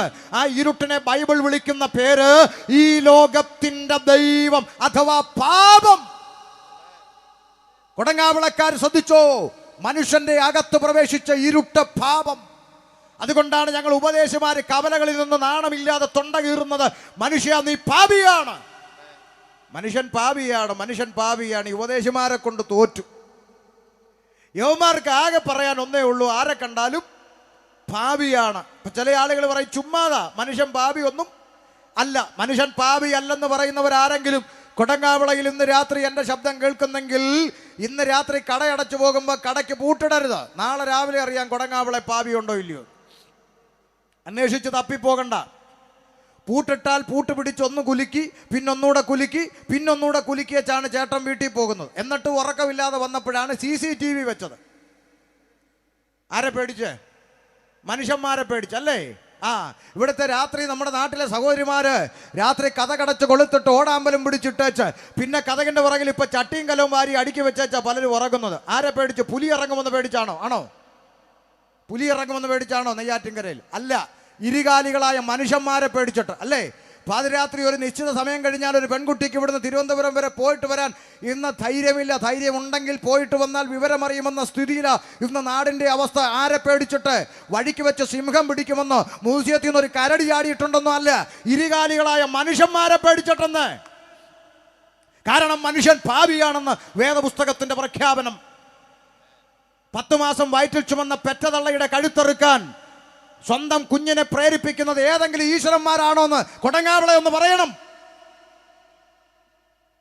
ആണോ? ഒരമ്മയുടെ പള്ളയിൽ കിടന്ന് വളർന്ന കൂടപ്പിറപ്പ്, പുറത്തു വന്നു കഴിഞ്ഞ കൂടപ്പിറപ്പായ സഹോദരിയെ 4 വർഷമായി പീഡിപ്പിച്ചുകൊണ്ടിരിക്കുന്ന സാക്ഷര കേരളത്തിൽ അവനെ അതിന് പ്രേരിപ്പിച്ചത് ഏതെങ്കിലും ഈശ്വരന്റെ ആത്മാവാണോ? പറ. പണ്ട് വീട്ടിലൊരു അതിഥി വരുമ്പോൾ കെട്ടിയോൻ കോഴിക്കൂട്ടിൽ നിന്നൊരു കോഴി എടുത്തിട്ട്, എടി ഇന്ന് ഇതിനെ അങ്ങ് കണ്ടിക്കാമെന്ന് പറഞ്ഞപ്പോൾ, അയ്യോ എനിക്കിത് കാണാൻ വയ്യെന്നും പറഞ്ഞ് കണ്ണും പൊത്തിക്കൊണ്ട് അടുക്കളയിലേക്ക് ഓടി ഭാര്യ. വീട്ടിലൊരു അതിഥി വന്നാൽ ഒരു കോഴി എടുത്ത് കണ്ടിക്കുന്നത് കണ്ടു നിൽക്കാൻ പറ്റത്തില്ലെന്ന് പറഞ്ഞ് കണ്ണും പൊത്തി അടുക്കളയിലേക്ക് ഓടിയ പെണ്ണുങ്ങളുടെ കാലം കഴിഞ്ഞു. കാമുകനോടൊപ്പം ജീവിക്കാൻ സ്വന്തം ഭർത്താവിനെ 55 വെട്ടുവെട്ടി നുറുക്കി പീസാക്കി ബാഗിലാക്കി റെയിൽവേ സ്റ്റേഷൻ വരെ പോകാൻ മടിയില്ലാത്ത സഹോദരിമാരുടെ കാലഘട്ടത്തിലെത്തി നിൽക്കുമ്പോ പറ, മനുഷ്യൻ പാവിയല്ലേ? ഏതെങ്കിലും ഈശ്വരന്റെ ആത്മാവാണോ ഇതിനൊക്കെ പ്രേരിപ്പിക്കുന്നത്? 3 വയസ്സുള്ള പെൺകുഞ്ഞിനെ തെരുവിൽ നിന്ന് എടുത്തോണ്ട് പോയി പീഡിപ്പിക്കുന്നു. 95 വയസ്സുള്ള മുത്തശ്ശിയെ വീട്ടിന്റെ അകത്ത് കയറി പീഡിപ്പിക്കുന്നു. ഈ ഇരുകാലിയായ മനുഷ്യ മൃഗം പാപിയല്ലേ? മനുഷ്യൻ പാപിയാണെന്ന് കേൾക്കുമ്പോൾ പലർക്കും വലിയ ബുദ്ധിമുട്ടാ. മനുഷ്യൻ പാപി അല്ലെങ്കിൽ പിന്നെന്തിനാ ഇവിടെ പോലീസ് സ്റ്റേഷൻ? മനുഷ്യൻ പാപം ചെയ്യുന്നു. ഓരോ ദിവസവും കേട്ടുകേൾവി പോലും ഇല്ലാത്ത പുതിയ പുതിയ പുതിയ മോഡൽ അവതരിപ്പിച്ചുകൊണ്ടിരിക്കുന്നു. പണ്ട് കാലത്ത് സ്വന്തം പെൺകുഞ്ഞിനെങ്കിലും വെറുതെ വിടുമായിരുന്നെങ്കിൽ ഇന്ന് സ്വന്തം പെൺകുഞ്ഞിനെ പോലും വെറുതെ വിടാത്ത കാടന്മാരായി മാറി മനുഷ്യൻ. ശരിയല്ലേ? നിങ്ങൾക്ക് എതിർക്കാൻ കഴിയുമോ? പണ്ട് കാലത്ത് സ്വന്തം പെൺകുഞ്ഞിനെ അപ്പുറത്തെ വീട്ടിൽ, എടി രമണി കൊച്ചു പിടി ഇരിക്കട്ടെടി, ഞാൻ മാർക്കറ്റ് വരെ പോയേച്ച് ദാ വരുന്നെന്ന് പറഞ്ഞൊരു കാലം ഉണ്ടായിരുന്നു. ആ കാലം പോയി. സ്വന്തം അപ്പന്റെ അടുക്കൽ പെൺകുഞ്ഞിനെ നിർത്തിവെച്ച് മാർക്കറ്റ് വരെ പോകാൻ ഇന്ന് പല അമ്മമാർക്കും ധൈര്യമില്ലെന്ന് സാക്ഷര കേരളത്തിൽ. മനുഷ്യൻ പാപിയല്ലേ? മനുഷ്യൻ പാപിയാണ്. മനുഷ്യൻ പാപിയാണ്. അതാണ് വേദപുസ്തകത്തിന്റെ പ്രഖ്യാപനം.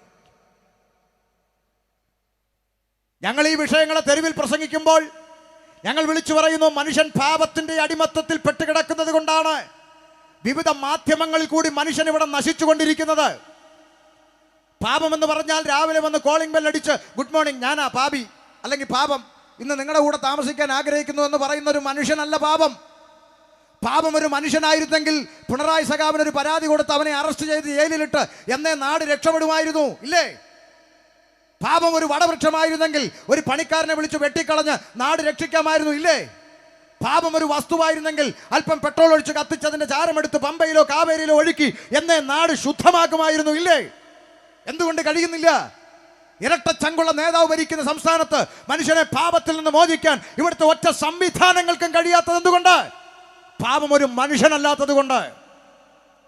പാപത്തെ അറസ്റ്റ് ചെയ്യാനുള്ള സംവിധാനം ഇവിടുത്തെ ഭരണഘടനയ്ക്ക് ഇല്ലാത്തത് കൊണ്ട്. മനുഷ്യൻ പാപിയായതുകൊണ്ട്.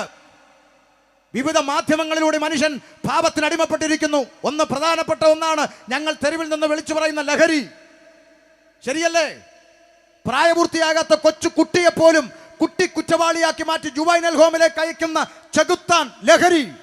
കേരളത്തിന്റെ ഒരറ്റം മുതൽ മറ്റേ അറ്റം വരെ കാർ നിന്നുകൊണ്ടിരിക്കുന്ന ചെകുത്താൻ ലഹരി.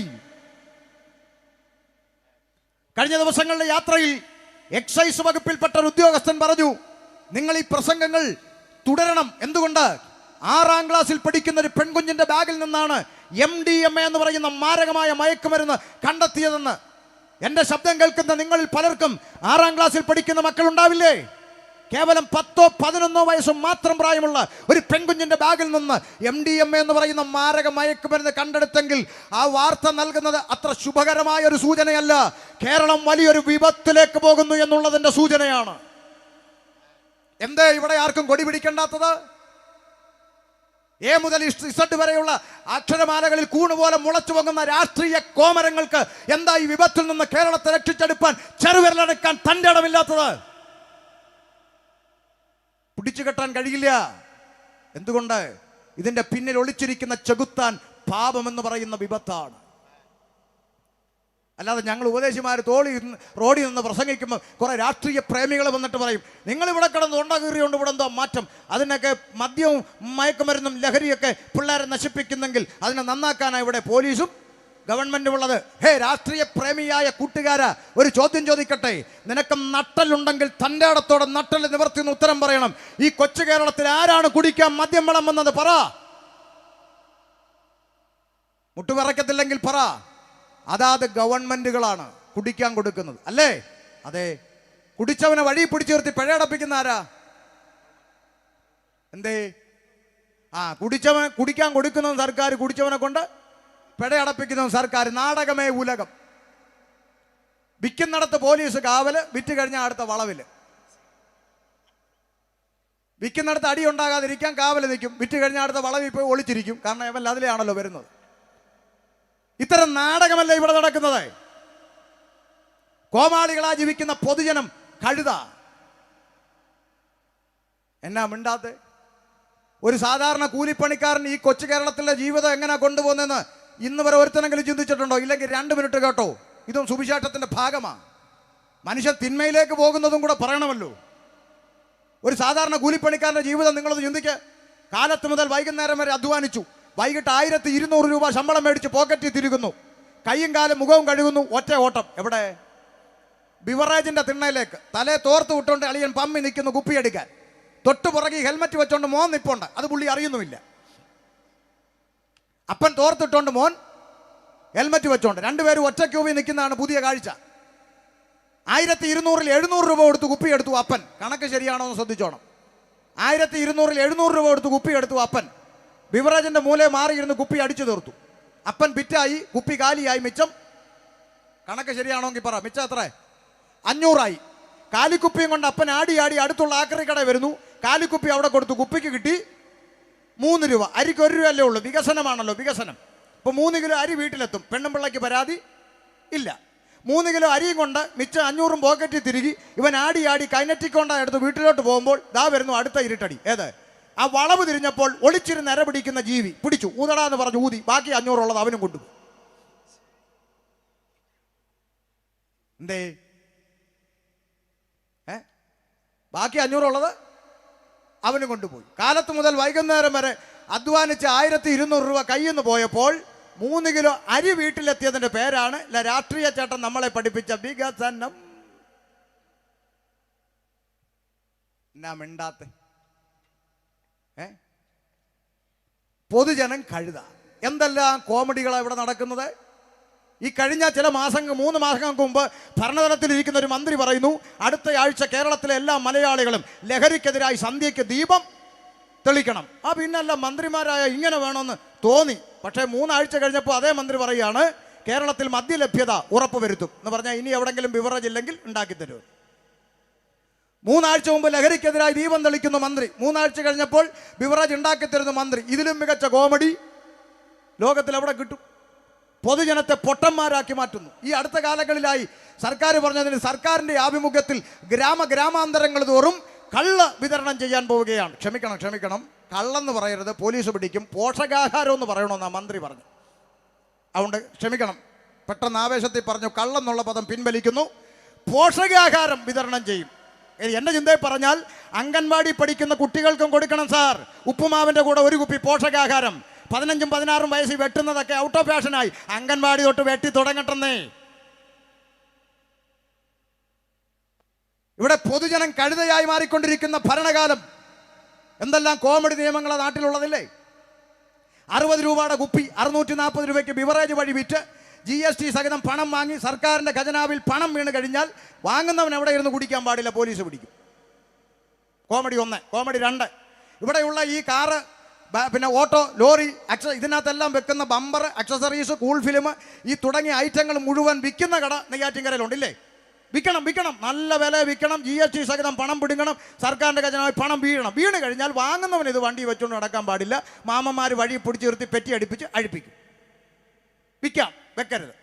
കോമഡി 2. കോമഡി 3, ഇവിടെയുള്ള തിരക്ക് പിടിച്ച ടൗണിൽ കൂടെ പെട്ടെന്ന് പോകാൻ പറ്റാത്തത് കൊണ്ട് 6 വരിപ്പാത ഹൈവേ, പെട്ടെന്ന് പോകാൻ വേണ്ടി 6 വരിപ്പാത ഹൈവേ നിർമ്മിക്കണം. 1000 ക്യാമറ വെക്കണം. 80ൻ്റെ മേലെ പോയാൽ പിഴ അടയ്ക്കും. എന്നാൽ പിന്നെ ടൗണിൽ കൂടെ പോയാൽ പോരെ. കോമഡി 3. കോമഡി 4, ഇവിടെയുള്ള ബേക്കറികളിൽ നോക്കണം. ചിപ്സ് പ്ലാസ്റ്റിക് കവറിൽ, മിച്ചർ പ്ലാസ്റ്റിക് കവറിൽ, പക്കാവട പ്ലാസ്റ്റിക് കവറിൽ, ബിസ്ക്കറ്റ് പ്ലാസ്റ്റിക് കവറിൽ, അല്ലേ? ഇത് 4ഉം കൂടെ വാങ്ങുന്നവനൊരു പ്ലാസ്റ്റിക് കവർ കൊടുത്താൽ കടക്കാരൻ്റെ നെഞ്ചത്ത് വെറ്റിയടി, അല്ലേ? ഇവിടുത്തെ ബസ്സുകളൊക്കെ അപകടത്തിൽപ്പെടുന്നത് വെള്ള കളറില്ലാത്തതുകൊണ്ട് എല്ലാത്തിനെയും പിടിച്ച് വെള്ളം അടിപ്പിച്ചു. പക്ഷേ നമ്മുടെ KSRTC ഇപ്പോഴും ചുമലയാ, ഇടിക്കൊരു കുറവുമില്ല. കഴിഞ്ഞ ആഴ്ച എന്നെയും കൊല്ലാൻ വന്നൊരു കാലൻ, അല്ലേ? ഏറ്റവും ലേറ്റസ്റ്റ് ആയിട്ട് കേട്ട വാർത്ത എന്ന് പറയുന്നത് പ്രൈവറ്റ് വാഹനങ്ങളിൽ സഞ്ചരിക്കുന്ന ആളുകൾ കറുത്തുടുപ്പിടാൻ പാടില്ല.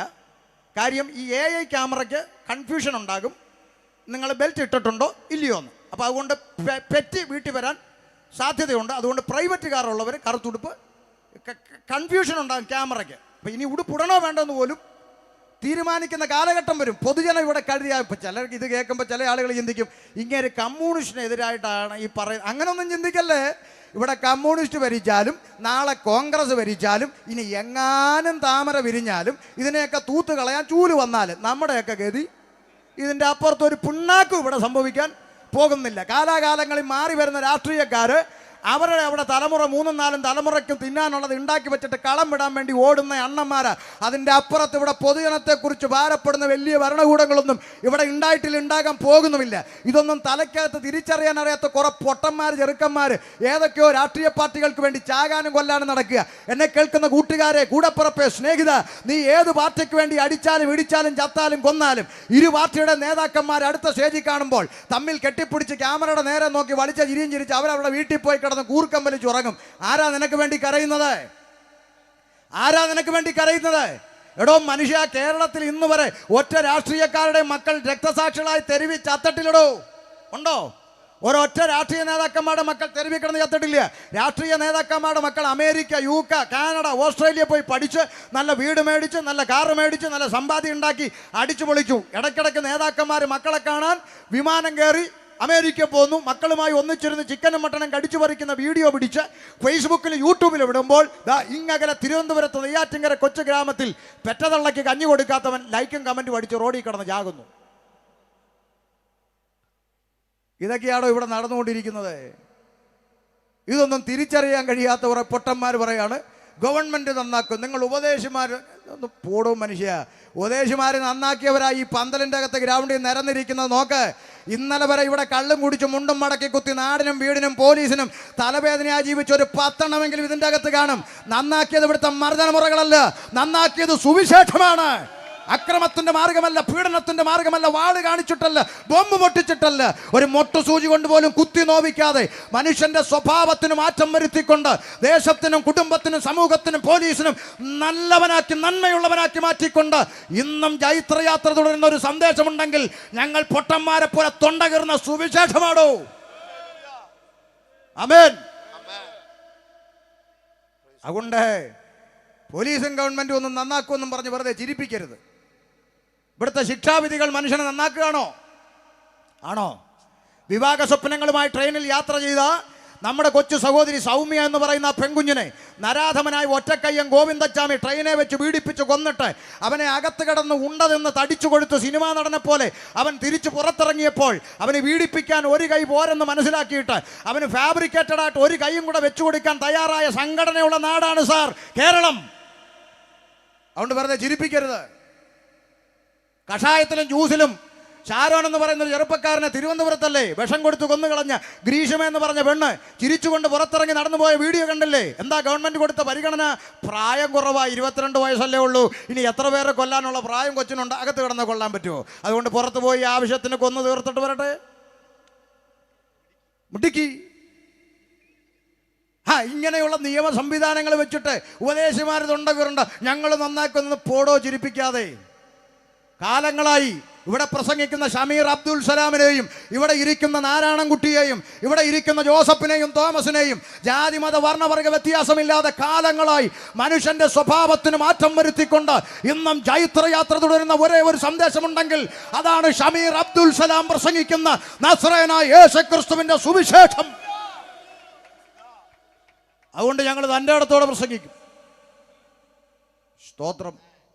അല്ലെങ്കിൽ നിങ്ങൾ പറയണം നിങ്ങളുടെ സുവിശേഷം കേട്ട് ഞങ്ങളുടെ ചെറുക്കൻ കഞ്ചാവ് അടിക്കാൻ തുടങ്ങി പറ, അടുത്ത വർഷം ഇങ്ങനെ ഒരു യോഗം ഇവിടെ ഇല്ല. നിങ്ങളുടെ സുവിശേഷം കേട്ട് എൻ്റെ കെട്ടിയോൻ കുടിയനായെന്ന് ഒരു ഭാര്യ വന്ന് പറയട്ടെ, ഈ യോഗ ഇനിമേൽ ഇവിടെ ഇല്ല. ഒന്നും പറയാനില്ല. സുവിശേഷം കേട്ട് ഒരുത്തൻ നശിച്ചു പോയെന്നല്ല. ആമേൻ. ഇന്നലെ വരെ കള്ളു കുടിച്ച അപ്പനും അമ്മയ്ക്കും നാടിനും വീടിനും തലവേദനയായി ജീവിച്ച പോലീസുകാർ തലകീഴായി കെട്ടിത്തൂക്കി കാൽവെള്ളയിൽ ചൂരൽ വടി കൊണ്ട് ആഞ്ഞടിച്ചിട്ടും നന്നാകാത്ത ഞങ്ങളെയൊക്കെ പോലെ അനേക ചെറുപ്പക്കാരെ മാതാപിതാക്കൾക്ക് കൊള്ളാവുന്ന മക്കളാക്കി തിരിച്ചു കൊടുത്ത പുണ്യമാണ് സുവിശേഷം. അതുകൊണ്ട് ഞങ്ങൾ പ്രസംഗിക്കുന്നു നന്നാക്കിയ സുവിശേഷം. എന്നേക്ക് 22 വർഷങ്ങൾക്ക് മുമ്പ് ഞാൻ ജനിച്ചു വളർന്ന എൻ്റെ നാട്ടിൽ കൂട്ടുകാരുമായി ഇതുപോലുള്ള സന്ധ്യയ്ക്ക് കവലയിൽ പിരിവിട്ട് കുപ്പിയെടുത്ത് വെള്ളമടിച്ചും ആളില്ലാത്ത വീട്ടിൻ്റെ ടെറസിൻ്റെ മോളെ വലിഞ്ഞു കയറി പാട്ടും കൂത്തും ഗാനമേള നടത്തിയും അടുത്ത ദിവസത്തെ കുപ്പിക്ക് പണം കണ്ടെത്താൻ നാട്ടുകാരുടെ മരച്ചീനിയും തേങ്ങയും കരിക്കുമൊക്കെ ചാക്കിലാക്കി കൂട്ടുകാരുമായി ഉത്സവപ്പറമ്പിൽ അടിയുണ്ടാക്കി നടന്നൊരു ഭൂതകാലം എനിക്കുണ്ട്. അന്നൊക്കെ ഞങ്ങളുടെ നാട്ടിൽ മീശയും മടിച്ച് കോളാമ്യം പിടിച്ച് കുടിക്കല്ലേ വലിക്കല്ലേ എന്നൊക്കെ പ്രസംഗിക്കുന്ന ഉപദേശിമാരെ കണ്ടാൽ എവൻ്റെ ചെവിക്കല്ലിട്ടൊന്ന് കൊടുത്താൽ എന്താണെന്ന് എനിക്ക് തോന്നിയിട്ടുണ്ട് പലവട്ടം. അതുകൊണ്ട് അങ്ങനെ ആർക്കെങ്കിലും തോന്നുന്നെങ്കിൽ വിഷമിക്കണ്ട, അങ്ങ് മാറും. അല്ല, ചിലർക്ക് തോന്നും, വിഷമിക്കണ്ട, അങ്ങ് മാറും. ഞങ്ങൾക്കൊക്കെ മാറിയതാ, നിങ്ങൾക്കും മാറും. അങ്ങനെ ചിന്തിച്ച് നടന്നൊരു കാലമുണ്ട്. ആ കാലത്ത് നിന്ന് പൊട്ടന്മാരെ പോലെ ഇവർ വിളിച്ചു പറയുന്ന ഈ സുവിശേഷത്തിന് അല്പമൊന്ന് ചെവി കൊടുക്കാൻ മനസ്സ് കാണിച്ചത് കൊണ്ട് കഴിഞ്ഞ 22 വർഷമായി ജീവിതത്തിന്റെ ചരിത്രം മാറ്റിമറിച്ചു സുവിശേഷം. മാതാപിതാക്കൾക്കും കുടുംബത്തിനും ഉമ്മായിക്കും ബാപ്പായിക്കും പെങ്ങന്മാർക്കുമൊക്കെ കൊള്ളാവുന്നവനായ ജീവിതത്തിന്റെ ചരിത്രം മാറ്റിമറിച്ച ഉലകം കണ്ട ഏക സന്ദേശം സുവിശേഷം. അതുകൊണ്ട് ഞങ്ങളിത് പ്രസംഗിക്കുന്നു. ആമേൻ. ഞങ്ങളുടെ നാട്ടിൻ്റെ അടുത്ത് ഒരു കൺവെൻഷൻ നടന്നു. ആ കൺവെൻഷനിൽ ക്രിസ്ത്യാനിയായ ഒരു ചേട്ടനോട് ഇച്ചിരി സ്ഥലം ചോദിച്ചു. അപ്പോൾ പുള്ളി പറഞ്ഞു പള്ളി കൂട്ടമണി അടിക്കും, തരാൻ പറ്റത്തില്ലെന്ന്. യേശുവിനെ പ്രസംഗിക്കുന്നതിനാ കൂട്ടമണി അടിക്കുന്നല്ല അവൻ. അപ്പം അതുകൊണ്ട് ആമേൻ ഹൈന്ദവനായ ഒരു സഹോദരനുണ്ട്, ഗോപാലൻ ചേട്ടൻ. ആ സഹോദരനോട് ചെന്നിട്ട് ചോദിച്ചപ്പോൾ ആ സഹോദരൻ പറഞ്ഞു, നിങ്ങൾ ധൈര്യമായിട്ട് എൻ്റെ പറമ്പിൽ നടത്തിക്കൂ, അങ്ങനെയെങ്കിലും ആ പറമ്പ് വൃത്തിയാവുമെങ്കിലും ചെയ്യുമല്ലോ. കാട് പിടിച്ച് കിടക്കുക, വെട്ടി തെളിച്ച് നിങ്ങൾ നീറ്റാക്കി വിടുമല്ലോ, നിങ്ങൾ നടത്തിക്കൊള്ളാൻ പറഞ്ഞു ഗോപാലൻ ചേട്ടൻ. 3 ദിവസത്തെ കൺവെൻഷൻ നടന്നു. 500 എണ്ണം വന്നിരുന്നു കൺവെൻഷൻ. അല്ല, മെഗാ മീറ്റിംഗ് നടന്നു പോയി. സംഘാടകൻ ഗോപാലൻ ചേട്ടന് നന്ദി പറയാൻ ചെന്നു. ഗോപാലൻ ചേട്ടാ, മീറ്റിംഗ് എല്ലാം അനുഗ്രഹമായി, നന്ദിയുണ്ട്. പിന്നെ പുള്ളിക്കാരൻ പറഞ്ഞു കുഴപ്പമില്ല, അതൊക്കെ സന്തോഷം, ഗ്രൗണ്ട് വൃത്തിയായല്ലോ, എനിക്ക് സന്തോഷം. ആ ശരി, പിന്നെ ഏതായാലും ഒരു കാര്യം ഞാൻ സമ്മതിച്ചു. പുള്ളി പറയുക, എന്നെ സംഘാടകൻ ചോദിച്ചു, എന്നാ ചേട്ടാ? അല്ല, നിങ്ങളൊരു കുറഞ്ഞതൊരു 500 പേരെങ്കിലും ഇല്ലായിരുന്നോ 3 ദിവസവും? പിന്നെ ഒരു 500 പേരെ അടുത്തൊക്കെ കസേര ഞങ്ങൾ എടുത്തായിരുന്നു. ഏതായാലും ഒരു കാര്യം സമ്മതിച്ചു. എന്താ? നിങ്ങളൊരു 500 എണ്ണം 3 ദിവസം അവിടെ വന്നിരുന്ന് എഴുന്നേറ്റോട്ട് പോയി. ഒരു പാൻപരാഗിൻ്റെ കവർ പോലും അവിടുന്ന് പറക്കാനില്ലായിരുന്നു. ഞങ്ങളൊരു 500 എണ്ണം അവിടെ വന്നിരുന്നിട്ട് എഴുന്നേറ്റ് പോയെങ്കിൽ മിനിമം 4 കോട്ടൻ്റെ കുപ്പിയെങ്കിലും. ഗോപാലൻ ചേട്ടൻ പറഞ്ഞതാ, മിനിമം അത്രയെങ്കിലും പറഞ്ഞല്ലോ. സുവിശേഷം ആർക്കും ഒരു ദോഷവും വരുത്തിയിട്ടില്ല. അതുകൊണ്ട് അനാവശ്യമായ സുവിശേഷത്തെ പകയ്ക്കണ്ട. സ്തോത്രം. അപ്പൊ അതുകൊണ്ട് വേദപുസ്തകം പറയുകയാണ് മനുഷ്യൻ പാപിയാണ്. ആ യാഥാർത്ഥ്യം തിരിച്ചറിയണം. ഇവിടുത്തെ ഗവൺമെന്റ് ഭരണകൂടം പരാജയമായതുകൊണ്ടല്ല ഈ കുറ്റകൃത്യങ്ങൾ നിർത്താൻ കഴിയാത്തത്. അത് മനസ്സിലാക്കണം. ഇവിടുത്തെ ഭരണകൂടത്തിനോ ഇവിടുത്തെ പോലീസ് സംവിധാനങ്ങൾക്കോ പരാജയമായതുകൊണ്ടോ കഴിവില്ലാത്തത് കൊണ്ടോ അല്ല ഇന്നലെ വരെ കേട്ടുകേൾവി പോലും ഇല്ലാത്ത കുറ്റകൃത്യങ്ങൾ ഇവിടെ നടക്കുന്നത്. പിന്നെന്താ? പാപമെന്ന് പറയുന്ന ഇവനെ അറസ്റ്റ് ചെയ്യാനുള്ള നിയമ സംവിധാനം വിടില്ല. ഒരു മനുഷ്യന്റെ അകത്ത് കുടിയിരിക്കുന്ന പാപമെന്ന് പറയുന്ന വിപത്തിനെ അറസ്റ്റ് ചെയ്ത് പുറത്തു കളഞ്ഞാൽ ഇന്നലെ വരെ ഈ ദേശത്തിൽ ദ്രോഹിയായി ജീവിച്ചവൻ നാളെ മുതൽ ഈ ദേശത്തിൽ നന്മയുള്ളവനായി മാറും. നാട്ടിലെ സകല മനുഷ്യന്റെയും സകല ചെറുപ്പക്കാരന്റെ ഉള്ളിൽ ഒരു നന്മയുടെ മനുഷ്യനുണ്ട്. ഇവിടെ കള്ളു കുടിച്ച് ആർക്കും വേണ്ട നടക്കുന്ന ഒരുത്തനെ നോക്കി നമ്മൾ പറയും, ഓ അവൻ നന്നാകത്തില്ല, അവൻ പണ്ടേ തല തെറിച്ചവനാ, അവൻ ചത്തുപോയെങ്കിൽ എന്നൊക്കെ നമ്മൾ പറയും. പക്ഷെ അവൻ്റെ അടുക്കൽ ഒരു 10 മിനിറ്റ് ഇരുന്നാൽ നമുക്ക് മനസ്സിലാകും അവൻ്റെ ഉള്ളിലും ഒരു നല്ല മനുഷ്യനുണ്ട്, നന്നാകണമെന്ന് ആഗ്രഹമുള്ള ഒരുത്തനുണ്ട്. പക്ഷെ അവന് പറ്റുന്നില്ലെന്ന് അവൻ പറയുന്നത്. എൻ്റെ ഒരു അനുഭവം പറയാം. മലപ്പുറം ജില്ലയിലെ കോട്ടക്കൽ ബസ് സ്റ്റാൻഡിൽ നിന്നുകൊണ്ട് ഞാൻ ഇതുപോലെ പ്രസംഗിക്കുക. ആ ദേശീയപാത നാഷണൽ ഹൈവേയുടെ അപ്പുറത്ത് ഒരു ചെറുപ്പക്കാരൻ കയ്യും കെട്ടി ഇങ്ങനെ പ്രസംഗം കേട്ടുകൊണ്ട് നിൽക്കുന്നത് ഞാൻ കാണുക. പ്രസംഗം കഴിഞ്ഞപ്പോൾ ആ ചെറുപ്പക്കാരൻ റോഡ് ക്രോസ് ചെയ്ത് എൻ്റെ അരികിലേക്ക് വരിക. അടുത്തു വന്നു. സുന്ദരനായ സുമുഖനായ ആരോഗ്യ ദൃഢഗാത്രനായ ഒരു ചെറുപ്പക്കാരൻ അടുത്തു വന്നപ്പോൾ ഞാൻ കണ്ടു അവൻ്റെ കണ്ണുകൾ നിറഞ്ഞ് കലകിയിരിക്കുന്നു. എൻ്റെ അടുക്ക് വന്നിട്ട് പറഞ്ഞു, സാറേ എന്നെ ഒന്ന് രക്ഷിക്കാൻ നിങ്ങൾ ഈ പറയുന്ന കാര്യങ്ങൾ കൊണ്ട് കഴിയുമോ? ഞാൻ ചോദിച്ചു, എന്നാ സഹോദര, എന്താ പ്രശ്നം എന്താ? ആ സഹോദരൻ പറഞ്ഞു, എൻ്റെ ഭാര്യ, എൻ്റെ കുടുംബം എല്ലാം പോയി സാറേ, എല്ലാം പോയി, ഞാൻ ഒറ്റയ്ക്കാ. ഒരു മുഴം കയറിലോ ഒരു കുപ്പി വിഷത്തിലോ തീർക്കാൻ വേണ്ടി ചിന്തിച്ചലഞ്ഞ് നടക്കുമ്പോൾ നിങ്ങളുടെ പ്രസംഗം കേട്ട് ഞാൻ കുറച്ചു നേരം ഇവിടെ നിന്നതാ. എന്തിനാ മരിക്കുന്നേ? അങ്ങനെയൊക്കെ മരിക്കാമോ? അതൊന്നും ചെയ്യരുത്. ആർക്ക് വേണ്ടി ജീവിക്കണം സാറേ? ഞാൻ ചോദിച്ചു, എന്താ കാര്യം എന്താന്ന് പറ. എനിക്കൊരു ഭാര്യയുണ്ട്, 4 വയസ്സുള്ള ഒരു പെൺകുഞ്ഞുണ്ട്, സന്തോഷമായി ജീവിച്ച കുടുംബമാ. പിന്നെന്താ കാര്യം? ഓരോ ദിവസവും വീട്ടിൽ നിന്ന് ഇറങ്ങുമ്പോൾ 4 വയസ്സുള്ള പെൺകുഞ്ഞിൻ്റെ തലേ കൈവച്ച് ഞാൻ എൻ്റെ ഭാര്യയോട് സത്യം ചെയ്യും, സാറേ പപ്പയുടെ പൊന്നുമോളാണ്, പപ്പയുടെ ചക്കരവാവയാണ്, പപ്പ ഇനി കുടിക്കത്തില്ല എന്നാണയിട്ട് പറഞ്ഞിട്ടാണ് ഇറങ്ങുന്നത്. പക്ഷേ വൈകിട്ട് സന്ധ്യയ്ക്ക് കവലെ ചെല്ലുമ്പോൾ ഷെയറിടളിയ കുപ്പിയെടുക്കാമെന്ന് പറഞ്ഞ് കാത്തു നിൽക്കുകയാണ് കൂട്ടുസംഘം. കൂട്ടുകാരുമായി പിരിവിട്ട് കുപ്പിയെടുത്ത് അടിച്ച് വീട്ടിൽ കയറി വരുമ്പോൾ, സാറേ നിങ്ങൾ പറഞ്ഞില്ലേ ഞാനും അങ്ങനെ ഒരു ചെകുത്താന, എൻ്റെ ഭാര്യയെ നിരന്തരം തല്ലി ഉപദ്രവിച്ചു, പാവം, അവൾ ഒത്തിരി സഹിച്ചു സാറേ, പാവമാ. പക്ഷെ നിവൃത്തിയില്ലാതെ വന്നപ്പോൾ അവൾ എൻ്റെ കുഞ്ഞിനെയും എടുത്തുകൊണ്ട് അവൾ ഇറങ്ങിപ്പോയി. ഇന്ന് ഞാൻ ഒറ്റയ്ക്ക. അവസാനം പറഞ്ഞൊരു വാചകം നിങ്ങൾ കേൾക്കണം. ആ ചെറുപ്പക്കാരൻ പറഞ്ഞ അവസാനത്തെ വാചകമാണ് എൻ്റെ ഹൃദയത്തെ സ്പർശിച്ചത്. അവൻ ഒടുവിൽ ഇങ്ങനെ പറഞ്ഞു, സാർ നിങ്ങൾ ആരെങ്കിലും ഇടപെട്ട് ഒരൊറ്റ പ്രാവശ്യം, ഒരേ ഒരു പ്രാവശ്യം എൻ്റെ കുടുംബത്തെ എനിക്ക് തിരിച്ചു കിട്ടിയാൽ ഈ നശിച്ച കുടിയിൽ നിന്ന് ഒന്ന് രക്ഷപ്പെടണമെന്ന് എനിക്ക് ആഗ്രഹമുണ്ട്. മനസ്സിലാകുന്നുണ്ടോ? സകല മനുഷ്യന്റെ ഉള്ളിലൊരു ചിന്തയുണ്ട്, നന്നാകണം, അപ്പനെ അമ്മേനെ സ്നേഹിക്കണം, അവരെ വേദനിപ്പിക്കാതെ ജീവിക്കണം, കുടുംബത്തിന് കൊള്ളാവുന്നവനാകണം, ആഗ്രഹമുണ്ട്. പക്ഷെ പറ്റുന്നില്ലെന്നാണ് പറയുന്നത് പ്രിയരെ. അല്ലാതെ ഇവരെല്ലാം പെറ്റിട്ടപ്പോഴേ കള്ളന്മാരായും കള്ളുകുടിയന്മാരായും വന്നവരാരുണ്ട് ഇവിടെ? ആരുമില്ല. ആഗ്രഹമുണ്ട്, പക്ഷേ സാഹചര്യങ്ങൾ അവരെ അനുവദിക്കുന്നില്ലെന്ന് അവർ പറയുന്നു. എന്നാൽ അവരെ അനുവദിക്കാത്തതിൻ്റെ പേര് സാഹചര്യമെന്നല്ല, അവൻ്റെ അകത്ത് കുടിയിരിക്കുന്ന പാപമെന്ന് പറയുന്ന വിപത്താണെന്ന് എന്ന് ഒരു മനുഷ്യൻ തിരിച്ചറിയുന്നു. അന്ന് അവൻ ഇതുപോലെ ഈ ഗ്രൗണ്ടിൽ വന്ന് കുഞ്ഞാടിനെ പോലെ ഇരുന്ന് ദൈവത്തെ മഹത്വപ്പെടുത്തും. കാരണം പാപമെന്ന് പറയുന്ന വിപത്തിൽ നിന്ന് മോചനം പ്രാപിച്ചവരാണ് ഇതിൻ്റെ അകത്തിരിക്കുന്ന ദൈവമക്കളെന്ന് പറയുന്നവർ. ആമേൻ. അല്ല, ഞങ്ങളൊക്കെ ഒരു സുപ്രഭാതത്തിൽ തലയ്ക്കകത്ത് ഓളം കയറി കമ്മൽ ഊരി മാല ഊരിക്കളഞ്ഞ് കൊട്ടിപ്പാടി കലവിലാന്ന് പറയാൻ ഇറങ്ങിയവരൊന്നുമല്ല. ആമേൻ. ഇതൊന്നും ഇഷ്ടപ്പെട്ട് ഇതിൻ്റെ പുറകെ ഓടിക്കൂടിയവരും അല്ല. ജീവിതത്തിൻ്റെ അനുഭവങ്ങളിലൂടെ തിരിച്ചറിഞ്ഞ യാഥാർത്ഥ്യം മനുഷ്യൻ പാപിയാണ് എന്നുള്ള തിരിച്ചറിവ്. പാപം മനുഷ്യന്റെ അകത്ത് ഇന്നും കുടിയിരിക്കുന്നു എന്നുള്ളതിന്റെ തെളിവാണ് ഓരോ പ്രഭാതത്തിലും സിറ്റൗട്ടിൽ പറന്നു വീഴുന്ന പത്രവാർത്തകൾ. മനുഷ്യൻ പാപിയാണെന്ന് വാക്കും ഭാഷണവും കൂടാതെ വിളിച്ചറിയിക്കുന്ന സത്യം, മനുഷ്യന്റെ അകത്ത് പാപം പ്രവേശിച്ചു. അപ്പം ചില ആളുകൾ പറയും മനുഷ്യൻ പാപി ആയിക്കോട്ടെ, നിങ്ങൾ ബൈബിൾ പറയുന്നു മനുഷ്യൻ പാപിയാണ്, ശരി സമ്മതിച്ചു, ഓക്കെ, നിങ്ങൾ ക്രിസ്ത്യാനികളങ്ങായിക്കോ. ഞങ്ങൾ ഈ ഹിന്ദുക്കളെയും മുസ്ലിങ്ങളെയും കൂടെ ചേർത്തെന്തിനാ പാപി എന്ന് വിളിക്കുന്നത് എന്നാണ് ചിലരുടെ ചിന്ത. അങ്ങനെയാണെങ്കിൽ ജയിലിൻ്റെ അകത്ത് ആരെ കാണാവുള്ളൂ? ജോസഫ് കുട്ടി, തോമസ് കുട്ടി, കറിയാച്ചൻ, അങ്ങനെയുള്ളവർ മാത്രമേ കാണാൻ പാടുള്ളൂ. ജയിലിൻ്റെ അകത്ത് പോയാൽ തോമസ് കുട്ടി അവിടെ പ്രതി, നാരായണൻകുട്ടി അവിടെ പ്രതി, മുഹമ്മദ് കുട്ടി അവിടെ പ്രതി. എന്താ ഇവരെല്ലാവർക്കും പാപമില്ലാഞ്ഞിട്ടാണോ? വേദപുസ്തകം പറയുന്നു ഒരു വ്യത്യാസവുമില്ല, സർവ്വ മനുഷ്യരും പാപത്തിനടിമപ്പെട്ടു പോയിരിക്കുന്നു. മനുഷ്യന്റെ അകത്ത് പാപമെന്ന് പറയുന്ന ഇരുട്ട്, വിപത്ത് കുടിയേറി. അതുകൊണ്ട് ആഗ്രഹിക്കുന്ന നന്മയല്ല, നന്മ ചെയ്യണമെന്ന് അവൻ ആഗ്രഹമുണ്ടെങ്കിലും ആഗ്രഹിക്കാത്ത തിന്മയിലേക്ക് മനുഷ്യൻ കടന്നുപോയിക്കൊണ്ടിരിക്കുന്നു. പ്രധാനപ്പെട്ട രണ്ട് ചിന്ത പറഞ്ഞ് ഞാൻ നാളത്തേക്ക് ഇടാൻ പോവുകയാണ്. ശ്രദ്ധിക്കൂ. പാപമെന്ന് പറയുന്ന വിപത്ത് മനുഷ്യന്റെ അകത്ത് പ്രവേശിച്ചപ്പോൾ മനുഷ്യന് സംഭവിച്ച ഏറ്റവും വലിയ ദുരന്തം റോമാലേഖനം വ്യക്തമാക്കി. എന്താണെന്നറിയാമോ? റോമാലേഖനം 1-ാം അധ്യായം 21, 22, 23 വാക്യങ്ങളിൽ താഴേക്ക് വായിക്കുമ്പോൾ കാണാം, അവരുടെ വിവേകമില്ലാത്ത ഹൃദയം, അവരുടെ വിവേകമില്ലാത്ത ഹൃദയം ഇരുണ്ടുപോയി, ജ്ഞാനികളെന്ന് പറഞ്ഞുകൊണ്ട് അവർ മൂഢന്മാരായി പോയി. അടുത്തത്, അക്ഷയനായ ദൈവത്തിന്റെ തേജസ്സിനെ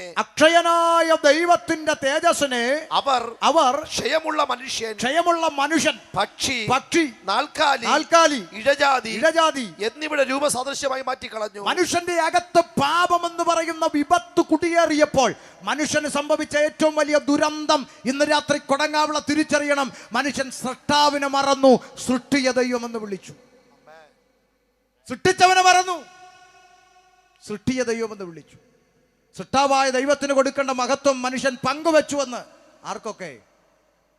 മനുഷ്യൻ, പക്ഷി, നാൽക്കാലി, ഇഴജാതി എന്നിവയ്ക്ക് മഹത്വം കൊടുത്തു. മനുഷ്യന് മഹത്വം കൊടുത്തു. അപ്പൊ ഇവിടെ ആൾ ദൈവങ്ങളുണ്ടായി.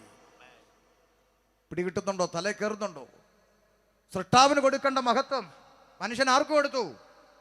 സൃഷ്ടിയായ മനുഷ്യന്മാർക്ക് കൊടുത്തു. അപ്പൊ ഇവിടെ ആൾ ദൈവങ്ങളുണ്ടായി. പക്ഷിക്ക് കൊടുത്തു, നാൽക്കാലിക്ക് കൊടുത്തു, ഇടജാതിക്ക് കൊടുത്തു.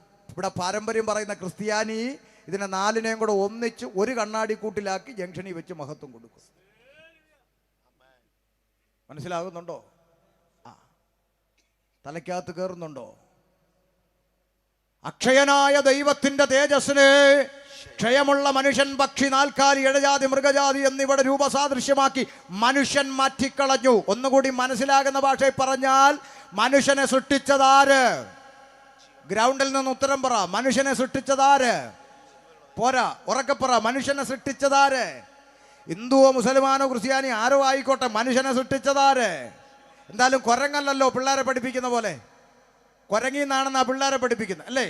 അങ്ങനെയാണ് തിരുവനന്തപുരം മ്യൂസിയത്തിൽ ഇപ്പോഴും കിടപ്പുണ്ടല്ലോ കുറെ കുരങ്ങന്മാർ. ആഴ്ച വരട്ടെ, രൂപാന്തരപ്പെട്ട. ഒരാഴ്ച നാരായണൻകുട്ടി, അടുത്ത ആഴ്ച മുഹമ്മദ് കുട്ടി, അടുത്ത ആഴ്ച തോമസ് കുട്ടി വരട്ടെ. വരുന്നില്ലല്ലോ. വേണ്ട, നമ്മൾ അവിടെ കാണാൻ ചെല്ലുമ്പോൾ ഈ കുരങ്ങൻ നമ്മളെപ്പോലൊന്ന് സംസാരിക്കുകയെങ്കിലും ചെയ്യട്ടെ. അതും ചെയ്യുന്നില്ലല്ലോ. ഇതൊക്കെ പറഞ്ഞു കൊടുത്താലും ചിലർ പിന്നെയും ഒറ്റക്കാലം നിൽക്കും. നിങ്ങൾ എന്തോ പറഞ്ഞാലും ശരി, മനുഷ്യൻ കുരങ്ങിന്ന ആയിക്കോട്ടെ. അങ്ങനെ തർക്കിക്കുന്നവനോടൊന്നും വഴക്കിടാൻ നിൽക്കരുത്. ശാന്തമായി പറയണം, ശരി ചേട്ടാ, സമ്മതിച്ചു. ചേട്ടൻ്റെ വലിയപ്പച്ചൻ കുരങ്ങൻ, ഞങ്ങളുടെ അങ്ങനല്ല, വിട്ടേക്ക്. വഴക്കിടാൻ നിൽക്കരുത്. എൻ്റെ വലിയപ്പൻ കുരങ്ങനാന്ന് ഒരുത്തം പറഞ്ഞാൽ അവനോട് വഴക്കിടാനൊന്നും നിൽക്കരുത്. ശരി, ചേട്ടൻ്റെ വലിയപ്പൻ കുരങ്ങൻ, ഞങ്ങളുടെ അങ്ങനെ അല്ലത് പറഞ്ഞു വിട്ടേക്കണം. പക്ഷെ വേദപുസ്തകം പറയുന്നത് അങ്ങനെയല്ല. മനുഷ്യനെ സൃഷ്ടിച്ചതാര്? പറ ഉറക്കെ.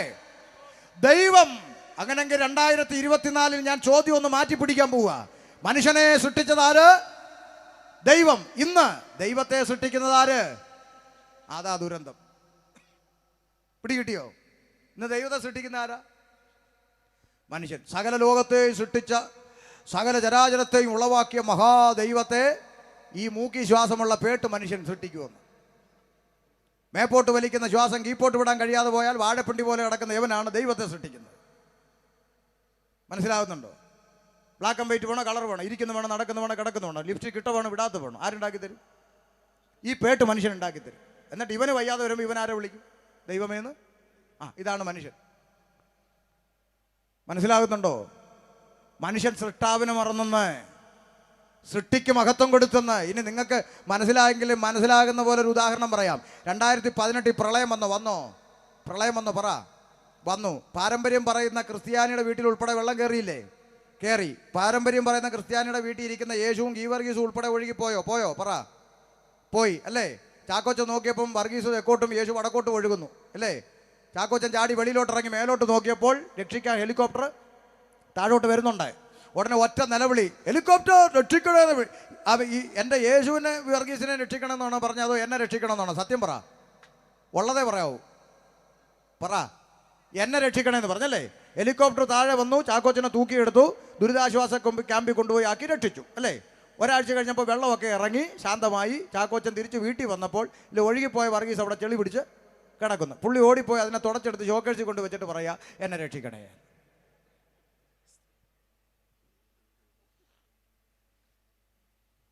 ഇപ്പൊ കേൾക്കുമ്പോൾ ചിരി വരുന്നുണ്ടല്ലേ. പക്ഷെ അന്ന് ഇത് ചിന്തിക്കാൻ തലയ്ക്കകത്ത് ആളില്ല. എടോ, ദൈവം ആരെന്നറിയാൻ ഡിഗ്രി ഒന്നും വേണ്ടടോ മനുഷ്യ. മിനിമം ആളുതാമസമുള്ളവൻ അറിയാം സൃഷ്ടാവെന്ന് പറഞ്ഞാൽ ആരാ. സകലത്തെയും പടച്ചുണ്ടാക്കിയവൻ, സകലത്തെയും സൃഷ്ടിച്ച ഈശ്വരൻ, സകലത്തെയും നിർമ്മിച്ചവൻ, പടച്ചവൻ, സകലത്തെയും ചമച്ചുണ്ടാക്കിയ സൃഷ്ടാവ്. മനുഷ്യൻ സൃഷ്ടാവിനെ മറന്നു. പാപമകത്തു കയറിയപ്പോൾ മനുഷ്യൻ സൃഷ്ടാവിനെ മറന്നു, സൃഷ്ടിയ ദൈവമെന്ന് വിളിച്ചു. ഒരു പോയിന്റും കൂടെ പറഞ്ഞ് ഞാൻ നിർത്താം. അപ്പൊ ചില ആളുകൾ ചോദിക്കും, ആദമും ഹവ്വയും പാപം ചെയ്തു എന്ന് നിങ്ങൾ പറയുന്നു, അതിന്റെ പേരിൽ സകല മനുഷ്യരും പാപിയാണെന്ന് നിങ്ങൾ പറയുന്നു. അത് നിങ്ങളും ക്രിസ്ത്യാനി പാപിയായ പോരെ, അതിന് ഹിന്ദുക്കളും മുസ്ലിം കൂടെ ചേർത്ത് പാപിയാണെന്ന് പറയുന്നതിന്റെ മാനദണ്ഡം എന്താ? വായിക്കാം. അപ്പോസ്തല പ്രവൃത്തി 17:26 ആ ഭാഗം കൂടെ വായിച്ച് നാളത്തേക്കിടാം. വായിച്ചോ. ഭൂതലത്തിലെങ്ങും കുടിയിരിക്കുവാൻ, ഭൂതലത്തിലെങ്ങും കുടിയിരിപ്പാൻ അവൻ ഒരുത്തിൽ നിന്ന്, അവൻ അഥവാ ദൈവം, ശ്രദ്ധിക്കൂ, ഭൂതലത്തിലെങ്ങും കുടിയിരിപ്പാൻ അവൻ അഥവാ ദൈവം ഒരുത്തരിൽ നിന്ന് മനുഷ്യജാതി ഒക്കെയും മനുഷ്യജാതി ഒക്കെയും ഉണ്ടാക്കി. 24-ാം വാക്യം തുടങ്ങുന്ന എങ്ങനെ? ലോകവും അതിലുള്ളതൊക്കെയും ഉണ്ടാക്കിയ ദൈവം സ്വർഗത്തിന് ഭൂമിക്ക് നാഥനാകൊണ്ട്. മതി, നിൽക്കട്ടെ. ലോകവും അതിലുള്ളതൊക്കെയും ഉണ്ടാക്കിയ സർവശക്തനായ സൃഷ്ടാവ്, പടച്ചവൻ, ഈശ്വരൻ, ദൈവം, സ്വർഗത്തിനും ഭൂമിക്കും നാഥൻ. മനസ്സിലായോ ദൈവം ആരെന്ന്? ദൈവമെന്ന് പറഞ്ഞ പുള്ളി ഏതെങ്കിലും ഒരു പഞ്ചായത്തിൽ ഒതുങ്ങിയിരിക്കുന്ന പുള്ളി അല്ല. ഏതെങ്കിലും ഒരു ജില്ലക്കകത്ത് ഒതുക്കി വെക്കാൻ പറ്റുന്ന പുള്ളി അല്ല. ഏതെങ്കിലും ഒരു സ്റ്റേറ്റിൻ്റെ അകത്ത് ഒതുക്കി നിർത്താൻ പറ്റുന്ന പുള്ളി അല്ല. മനുഷ്യനെ സൃഷ്ടിച്ച സൃഷ്ടാവ്, പടച്ചവൻ, ഈശ്വരൻ എന്ന് പറഞ്ഞാൽ സ്വർഗത്തിനും ഭൂമിക്കും അധികാരമുള്ളവൻ, സ്വർഗത്തിനും ഭൂമിക്കും നാഥൻ, ലോകത്തിലെങ്ങും നിറഞ്ഞു നിൽക്കുന്നവൻ. അല്ലാതെ മേപ്പോട്ട് വലിക്കുന്ന ശ്വാസം കീപ്പോട്ട് വിടാൻ കഴിയാതെ പോയാൽ വാഴപ്പിണ്ടി പോലെ കിടക്കുന്ന ഈ പേട്ട് മനുഷ്യനല്ല ദൈവത്തെ നിയന്ത്രിക്കുന്നത്. ഈ മനുഷ്യൻ പറയുന്ന അനുസരിച്ച് കയറാനും ഇറങ്ങാനും ഇരിക്കാനും എഴുന്നേക്കാനും നടക്കാനും കിടക്കാനും അടയ്ക്കാനും തുറക്കാനും നിന്റെ കീഴെ പണിയെടുക്കുന്ന ബംഗാളിയല്ല ദൈവം. നിന്റെ കീഴെ പണിയെടുക്കുന്ന ബംഗാളിയോട് പറഞ്ഞാൽ അവൻ കേൾക്കും. പക്ഷേ സകലത്തെയും സൃഷ്ടിച്ച സൃഷ്ടാവിനെ അനുസരിപ്പിക്കേണ്ടത് സൃഷ്ടിയായ മനുഷ്യനല്ല. മനുഷ്യൻ പറയുന്നതനുസരിച്ച് ചലിക്കുന്നവനല്ല ദൈവം. ദൈവത്തെ ഭയപ്പെടുക. സ്വർഗത്തിനും ഭൂമിക്കും നാഥനായ ദൈവം. മനസ്സിലായോ? ആ ദൈവം പറയുകയാണ്, ഭൂതലത്തിൽ എങ്ങും കുടിയിരിക്കേണ്ടതിന് അവൻ അഥവാ ദൈവം ഒരുത്തനിൽ നിന്ന് മനുഷ്യജാതി ഒക്കെയും ഉളവാക്കി. ആരായി ഒരുത്തൻ? ആദാം എന്ന് പറയുന്ന ഏക മനുഷ്യനിൽ നിന്നാണ് കാവി ഉടുത്തവനെയും തൊപ്പിയിട്ടവനെയും കൊന്തയിട്ടവനെയും സൃഷ്ടിച്ചിരിക്കുന്നത്. ഈ ഉപദേശം എന്നായി പറയുന്നത്? അതെ, കാവി ഉടുത്തവനെയും തൊപ്പിയിട്ടവനെയും കൊന്തയിട്ടവനെയും ഒറ്റ രക്തത്തിൽ നിന്ന് സൃഷ്ടിച്ച ഒറ്റ ദൈവം. അതാണ് ബൈബിൾ പഠിപ്പിക്കുന്ന ദൈവം. വർഗീയം പഠിപ്പിക്കുന്ന ദൈവമല്ല, മതം പഠിപ്പിക്കുന്ന ദൈവമല്ല.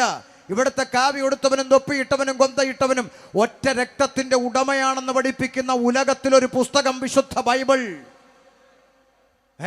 അതെങ്ങനെ ശരിയാവൂടോ? ശരിയാക്കാം. നാളെ രാവിലെ 4 ബോട്ടിലെടുക്കുക, 4 മൃഗങ്ങളുടെ രക്തം, ആട്, ആന, പോത്ത്, പശു. അടുത്ത ലാബിൽ കൊടുക്കുക. 10 മിനിറ്റ് മിടുക്കി പെമ്പിള്ളേർ സ്റ്റിക്കർ ഒട്ടിച്ച് വെളിയിലോട്ട് വെക്കും. ഇത് ആട്, ഇത് ആന, ഇത് പോത്ത്, ഇത് പശു. ശരിയല്ലേ? കണ്ടുപിടിക്കാനുള്ള സംവിധാനം ലാബിലില്ലേ? ഉണ്ട്. വീണ്ടും 4 ബോട്ടിലെടുക്കണം. മാറിപ്പോകരുത്. 4 ബോട്ടിൽ വീണ്ടും എടുക്കണം. ഒന്ന് ഇവിടുത്തെ അമ്പലത്തിലെ പൂജാരിയുടെ രക്തം, മറ്റൊന്നിൽ അടുത്ത ജമാഅത്ത് പള്ളിയിലെ മുസ്ലിയാരുടെ രക്തം, ഇനി ഒന്നിൽ കത്തോലിക്ക പള്ളിയിൽ അച്ഛൻ്റെ രക്തം, ഇനി ഒന്നിൽ ഇവിടുത്തെ ഉപദേശിയുടെ രക്തം. അതേ ലാബിൽ കൊടുക്കണം. ഏതെങ്കിലും പിള്ളേർ സ്റ്റിക്കർ ഒട്ടിച്ച് തരുമോ? മാറിപ്പോവല്ലേ, മൂല ഇരിപ്പുണ്ട് മുസ്ലിയാർ, സൈഡിൽ ഇരിപ്പുണ്ട് പൂജാരി, അപ്പുറത്തിരിപ്പുണ്ട് പള്ളിയിലച്ഛൻ. തരുവോടോ മനുഷ്യ? തരത്തിലടോ മനുഷ്യ? ABCD ഗ്രൂപ്പൊക്കെ തിരിച്ചെന്നിരിക്കും.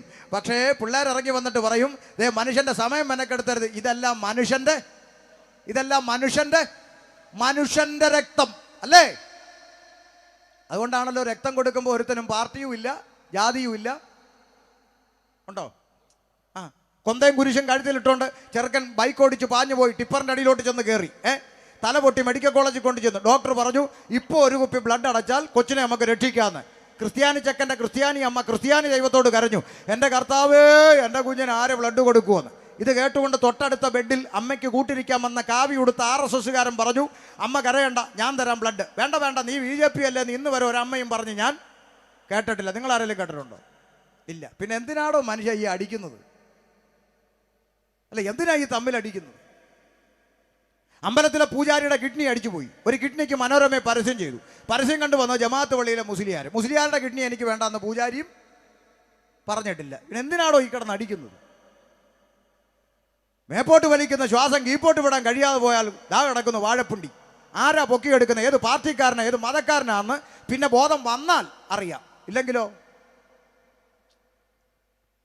ഇതൊന്നും തിരിച്ചറിയാതെ മനുഷ്യൻ ഇങ്ങനെ മസിലും ചുരുട്ടി പിടിച്ച് ജിമ്മിലൊക്കെ പോയി അങ്ങോട്ട് പേരിപ്പിച്ച് സഞ്ചരിക്കുന്ന ഇറച്ചിക്കട പോലെ ഇങ്ങനെ നടക്കുമ്പോൾ കാണുന്നവനെയൊക്കെ അടിക്കാൻ തോന്നും. എടാ, നീ മേപ്പോട്ട് വലിക്കുന്ന ശ്വാസം കീപ്പോട്ട് വിടാൻ കഴിയാവാ തീർന്നടവേ. അത്രേ ഉള്ളൂ മനുഷ്യൻ. അതിൻ്റെ അപ്പുറത്തൊന്നും മനുഷ്യൻ അഹങ്കരിക്കരുത്. അതുകൊണ്ട് ജാതി മത വർണ്ണ വർഗ വ്യത്യാസമില്ലാതെ കാവി ഉടുത്തവനെയും തൊപ്പിയിട്ടവനെയും കൊന്തയിട്ടവനെയും തോളിൽ ചേർത്ത് പിടിച്ച് ഇതെൻ്റെ സഹോദരനാണ്, എൻ്റെ അപ്പൻ്റെ സൃഷ്ടിയാണ്, എൻ്റെ കൂടപ്പിറപ്പാണെന്ന് പറഞ്ഞ് ചേർത്ത് പിടിച്ച് സ്നേഹിക്കാൻ കഴിയുന്ന ഒരു മനസ്സിൻ്റെ ഉടമയായിട്ടാണ് മനുഷ്യൻ മാറേണ്ടത്. അല്ലാതെ മതവും സർട്ടിഫിക്കറ്റും മാറ്റുന്ന സന്ദേശമല്ലടോ സുവിശേഷം. ഇപ്പൊ ഈ വേദിക്കകത്തോട്ട് കാവി ഉടുത്തോ തൊപ്പിയിട്ടോ കൊന്തയിട്ടോ ഒരുത്തൻ കയറി വന്നാൽ ഞാൻ ചലഞ്ച് ചെയ്ത് പറയാം, ഇവിടെ ഇരിക്കുന്ന മുഴുവൻ ഉപദേശമാരും അവനെ ആദ്യം വിളിക്കുന്നത് ഒറ്റ പേരായിരിക്കും. എന്താ പറ? ബ്രദർ, സഹോദര. അങ്ങനെ വിളിക്കാൻ കഴിയുന്ന ഒരു തലച്ചോറിന്റെ ഉടമയാക്കിയ സുവിശേഷം ഞങ്ങളെ മാറ്റിയത്. അല്ലാതെ മതം മാറ്റിയതല്ല, സർട്ടിഫിക്കറ്റ് തിരുത്തിയതല്ല, ജാതി മാറ്റിയതല്ല. കാവി ഉടുത്തവനെയും തൊപ്പിയിട്ടവനെയും കൊന്തയിട്ടവനെയും സഹോദര എന്ന് വിളിക്കാൻ കഴിയുന്ന ഒരു മനസ്സിന്റെ ഉടമയാക്കി ഞങ്ങളെ മാറ്റിയ ഉലകം കണ്ട ഏക സന്ദേശമാണ് ഞങ്ങൾ പറയുന്ന സുവിശേഷം. ഇവിടെ ആരും സർട്ടിഫിക്കറ്റ് ഒന്നും മാറണ്ട, ഇവിടെ ആരും മതമൊന്നും മാറണ്ട. കാവി ഉടുത്തവനെയും തൊപ്പിയിട്ടവനെയും കൊന്തയിട്ടവനെയും സഹോദര എന്ന് വിളിക്കാൻ കഴിയുന്ന ഒരു മനസ്സിന്റെ ഉടമയായി നീ മാറിയാൽ തീരാവുന്നതേ ഉള്ളൂ ഈ നാട്ടിലെ പ്രശ്നം. ആമേൻ. അതുകൊണ്ടല്ലേ ചില ആളുകൾ നമ്മൾ ഉപദേശിമാരെ കളിയാക്കി പറയുന്നത്, യവന്മാർക്കൊരു നാണവമാനം ഇല്ലടേ. ആര്? ഈ ഉപദേശിമാര് യവന്മാർ അടിച്ചാലും ഇടിച്ചാലും ചവിട്ടിയാലും തുപ്പിയാലും യവന്മാർ പിന്നെ വലിഞ്ഞേറി വരുമെന്ന് പ്രാർത്ഥിക്കുക. നാണം ഇല്ലാത്തവന്മാര്. സത്യല്ലേ? സത്യമാന്നേ. നാണം ഇല്ലാത്തവന്മാരാ നമ്മളല്ലേ? അടിച്ചാലും ഇടിച്ചാലും പിന്നെയും വലിഞ്ഞു കയറി. എന്തുകൊണ്ടാ? അവൻ കാവി ഉടുത്താലും തൊപ്പിയിട്ടാലും കൊന്തയിട്ടാലും അവൻ എൻ്റെ അപ്പൻ്റെ മകനാന്നുള്ള തിരിച്ചറിവ് സ്വർഗത്തിലെ ദൈവം തന്നതുകൊണ്ട് അവൻ എൻ്റെ കൂടപ്പിറപ്പ.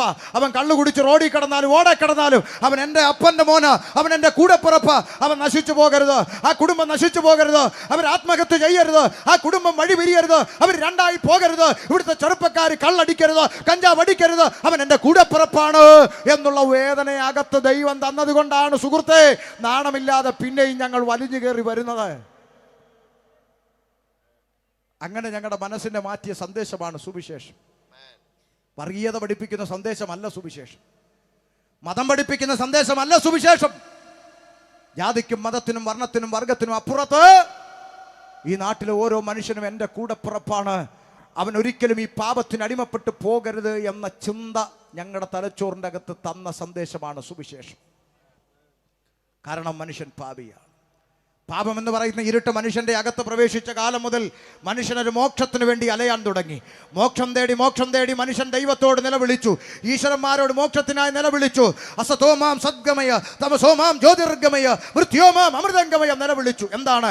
ആ സത്തിൽ നിന്ന് സത്തിലേക്ക്, ഇരുട്ടിൽ നിന്ന് വെളിച്ചത്തിലേക്ക്, മരണത്തിൽ നിന്ന് ജീവനിലേക്ക് നയിക്കൂ ഭഗവൻ എന്ന പുരുഷാരം ഈശ്വരന്മാരോട് നിലവിളിച്ചു. മുസ്ലിം സഹോദരങ്ങളോട് ചോദിച്ചാൽ അവർ പറയും, അതേ റബ്ബിൽ ആലമീനായ തമ്പുരാനെ, നീ എൻ്റെ പാപത്തെ മഞ്ഞവെള്ളം കൊണ്ട് കഴുകുന്നില്ലെങ്കിൽ ഇഹത്തിലും പരത്തിലും എനിക്ക് യാതൊരു നന്മയും ലഭിക്കില്ലല്ലോ റബ്ബേ. പ്രവാചകന്റെ പ്രാർത്ഥനാ സൂക്തം ക്രിസ്ത്യാനിയോട് ചോദിച്ചാൽ പറയും, പൗലോസ് പറഞ്ഞു, അയ്യോ ഞാൻ അരിഷ്ട മനുഷ്യൻ, പാപത്തിനടിമയായ ശരീരത്തിൽ നിന്ന് എന്നെ ആര് രക്ഷിക്കും? സകല വേദങ്ങളും ഒന്നിച്ചൊരുപോലെ വിളംബരം ചെയ്തു. മനുഷ്യൻ പാപിയാണ്, പാപത്തിൽ നിന്നൊരു മോക്ഷം വേണം, ഇരുട്ടിൽ നിന്നൊരു വെളിച്ചം തരൂ ഭഗവാനെ എന്ന് നിലവിളിച്ചപ്പോൾ ആമേ മനുഷ്യൻ നിലവിളിച്ചു. മോക്ഷത്തിനായി കിട്ടിയില്ല, നേർച്ച കാഴ്ചകൾ നടത്തി കിട്ടിയില്ല, തീർത്ഥയാത്രകൾ നടത്തി കിട്ടിയില്ല, കർമ്മക്രിയാദികൾ നടത്തി കിട്ടിയില്ല. പൂജ പ്രമാണങ്ങൾ നടത്തി നോക്കി കിട്ടിയില്ല, നാണയത്തൊട്ടുകൾ വാരി എറിഞ്ഞു നോക്കി കിട്ടിയില്ല. എവിടെ കിട്ടും മോക്ഷം? മനുഷ്യൻ അലഞ്ഞു നടന്നു. എന്തിനധികം പറയുന്നു, മോക്ഷം തേടി കൂടപ്പുറപ്പായ മനുഷ്യനെ ബലി കൊടുത്തുകൊണ്ട് നരബലി നടത്തി നോക്കി. പത്തനംതിട്ട ഇലന്തൂരിൽ മോക്ഷം കിട്ടിയോ? കിട്ടിയില്ല. അകത്ത് കിടന്ന് ഉണ്ട തിന്നുകയല്ലേ? അതെ.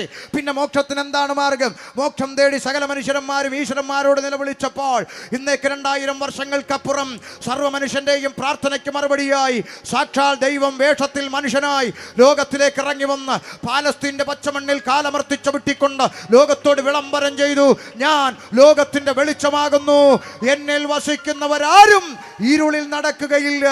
സർവ്വ മനുഷ്യന്റെയും പ്രാർത്ഥനയ്ക്ക് മറുപടിയായി ഇറങ്ങി വന്ന് ഞാൻ ലോകത്തിന്റെ വെളിച്ചമാണെന്ന അവകാശത്തോടെ അധികാരത്തോടെ ലോകത്തോട് പ്രസ്താവിച്ച, ലോകം കണ്ട ഒരേ ഒരു പ്രസംഗകൻ, ലോകം കണ്ട ഒരേ ഒരു പ്രവാചകൻ, ലോകം കണ്ട ഒരേ ഒരു മഹാഗുരു, ലോകം കണ്ട ഒരേ ഒരു ദൈവം, അവനാണ് ഇന്ന് രാത്രിയിൽ ഷമീർ പ്രസംഗിക്കുന്ന നസ്രത്തുകാരനായ യേശു ക്രിസ്തു. അതുകൊണ്ട് ഞാൻ ഇങ്ങനെ പറഞ്ഞ് അവസാനിപ്പിക്കട്ടെ, മറ്റൊരുത്തനിലും രക്ഷയില്ല.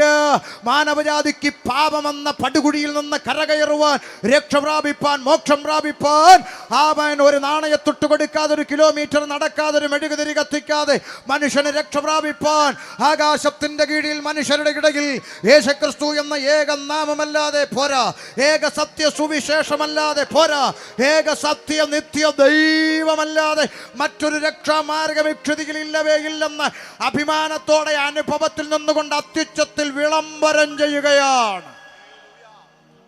അതുകൊണ്ട് മനുഷ്യന്മാരെ, നിങ്ങൾ വ്യർത്ഥകാര്യങ്ങളെ വിട്ടിട്ട് ആകാശവും ഭൂമിയും സമുദ്രവും അവയിലുള്ള സകലത്തെയും ഉണ്ടാക്കിയ ജീവനുള്ള ദൈവത്തിങ്കിലേക്ക് തിരിയണമെന്നുള്ള സുവിശേഷം ഞങ്ങൾ പ്രാരംഭത്തിൽ നിങ്ങളോട് വിളംബരം ചെയ്യുന്നു. ഒരു പക്ഷേ അങ്ങനെ വിശ്വസിച്ചില്ലെങ്കിൽ എന്തൊരു പറ്റാനാ എന്നൊരു ചോദ്യം. ഇപ്പം ജനിച്ചാൽ ഒരിക്കൽ മരിക്കും, സ്വർഗമുണ്ടോ നരകമുണ്ടോ എന്നൊക്കെ ചോദിക്കുന്ന ആളുകളുണ്ട്. മരണത്തിനപ്പുറത്ത് എന്ത് സംഭവിക്കുമെന്നുള്ള ചിന്തയിലേക്ക് നാളെ കൃത്യം 7:30 പ്രസംഗത്തിന് മൈക്കെടുക്കും എന്നുള്ള കാര്യം കൂടെ ആമേൻ ദൈവജനത്തോട് ഓർപ്പിച്ചുകൊണ്ട് ഇന്നത്തെ വാക്കുകൾക്ക് വിരാമം കുറിക്കുന്നു. ഒരുമിച്ച് ദൈവസന്നിധിയിൽ എഴുന്നേറ്റ് ആനന്ദ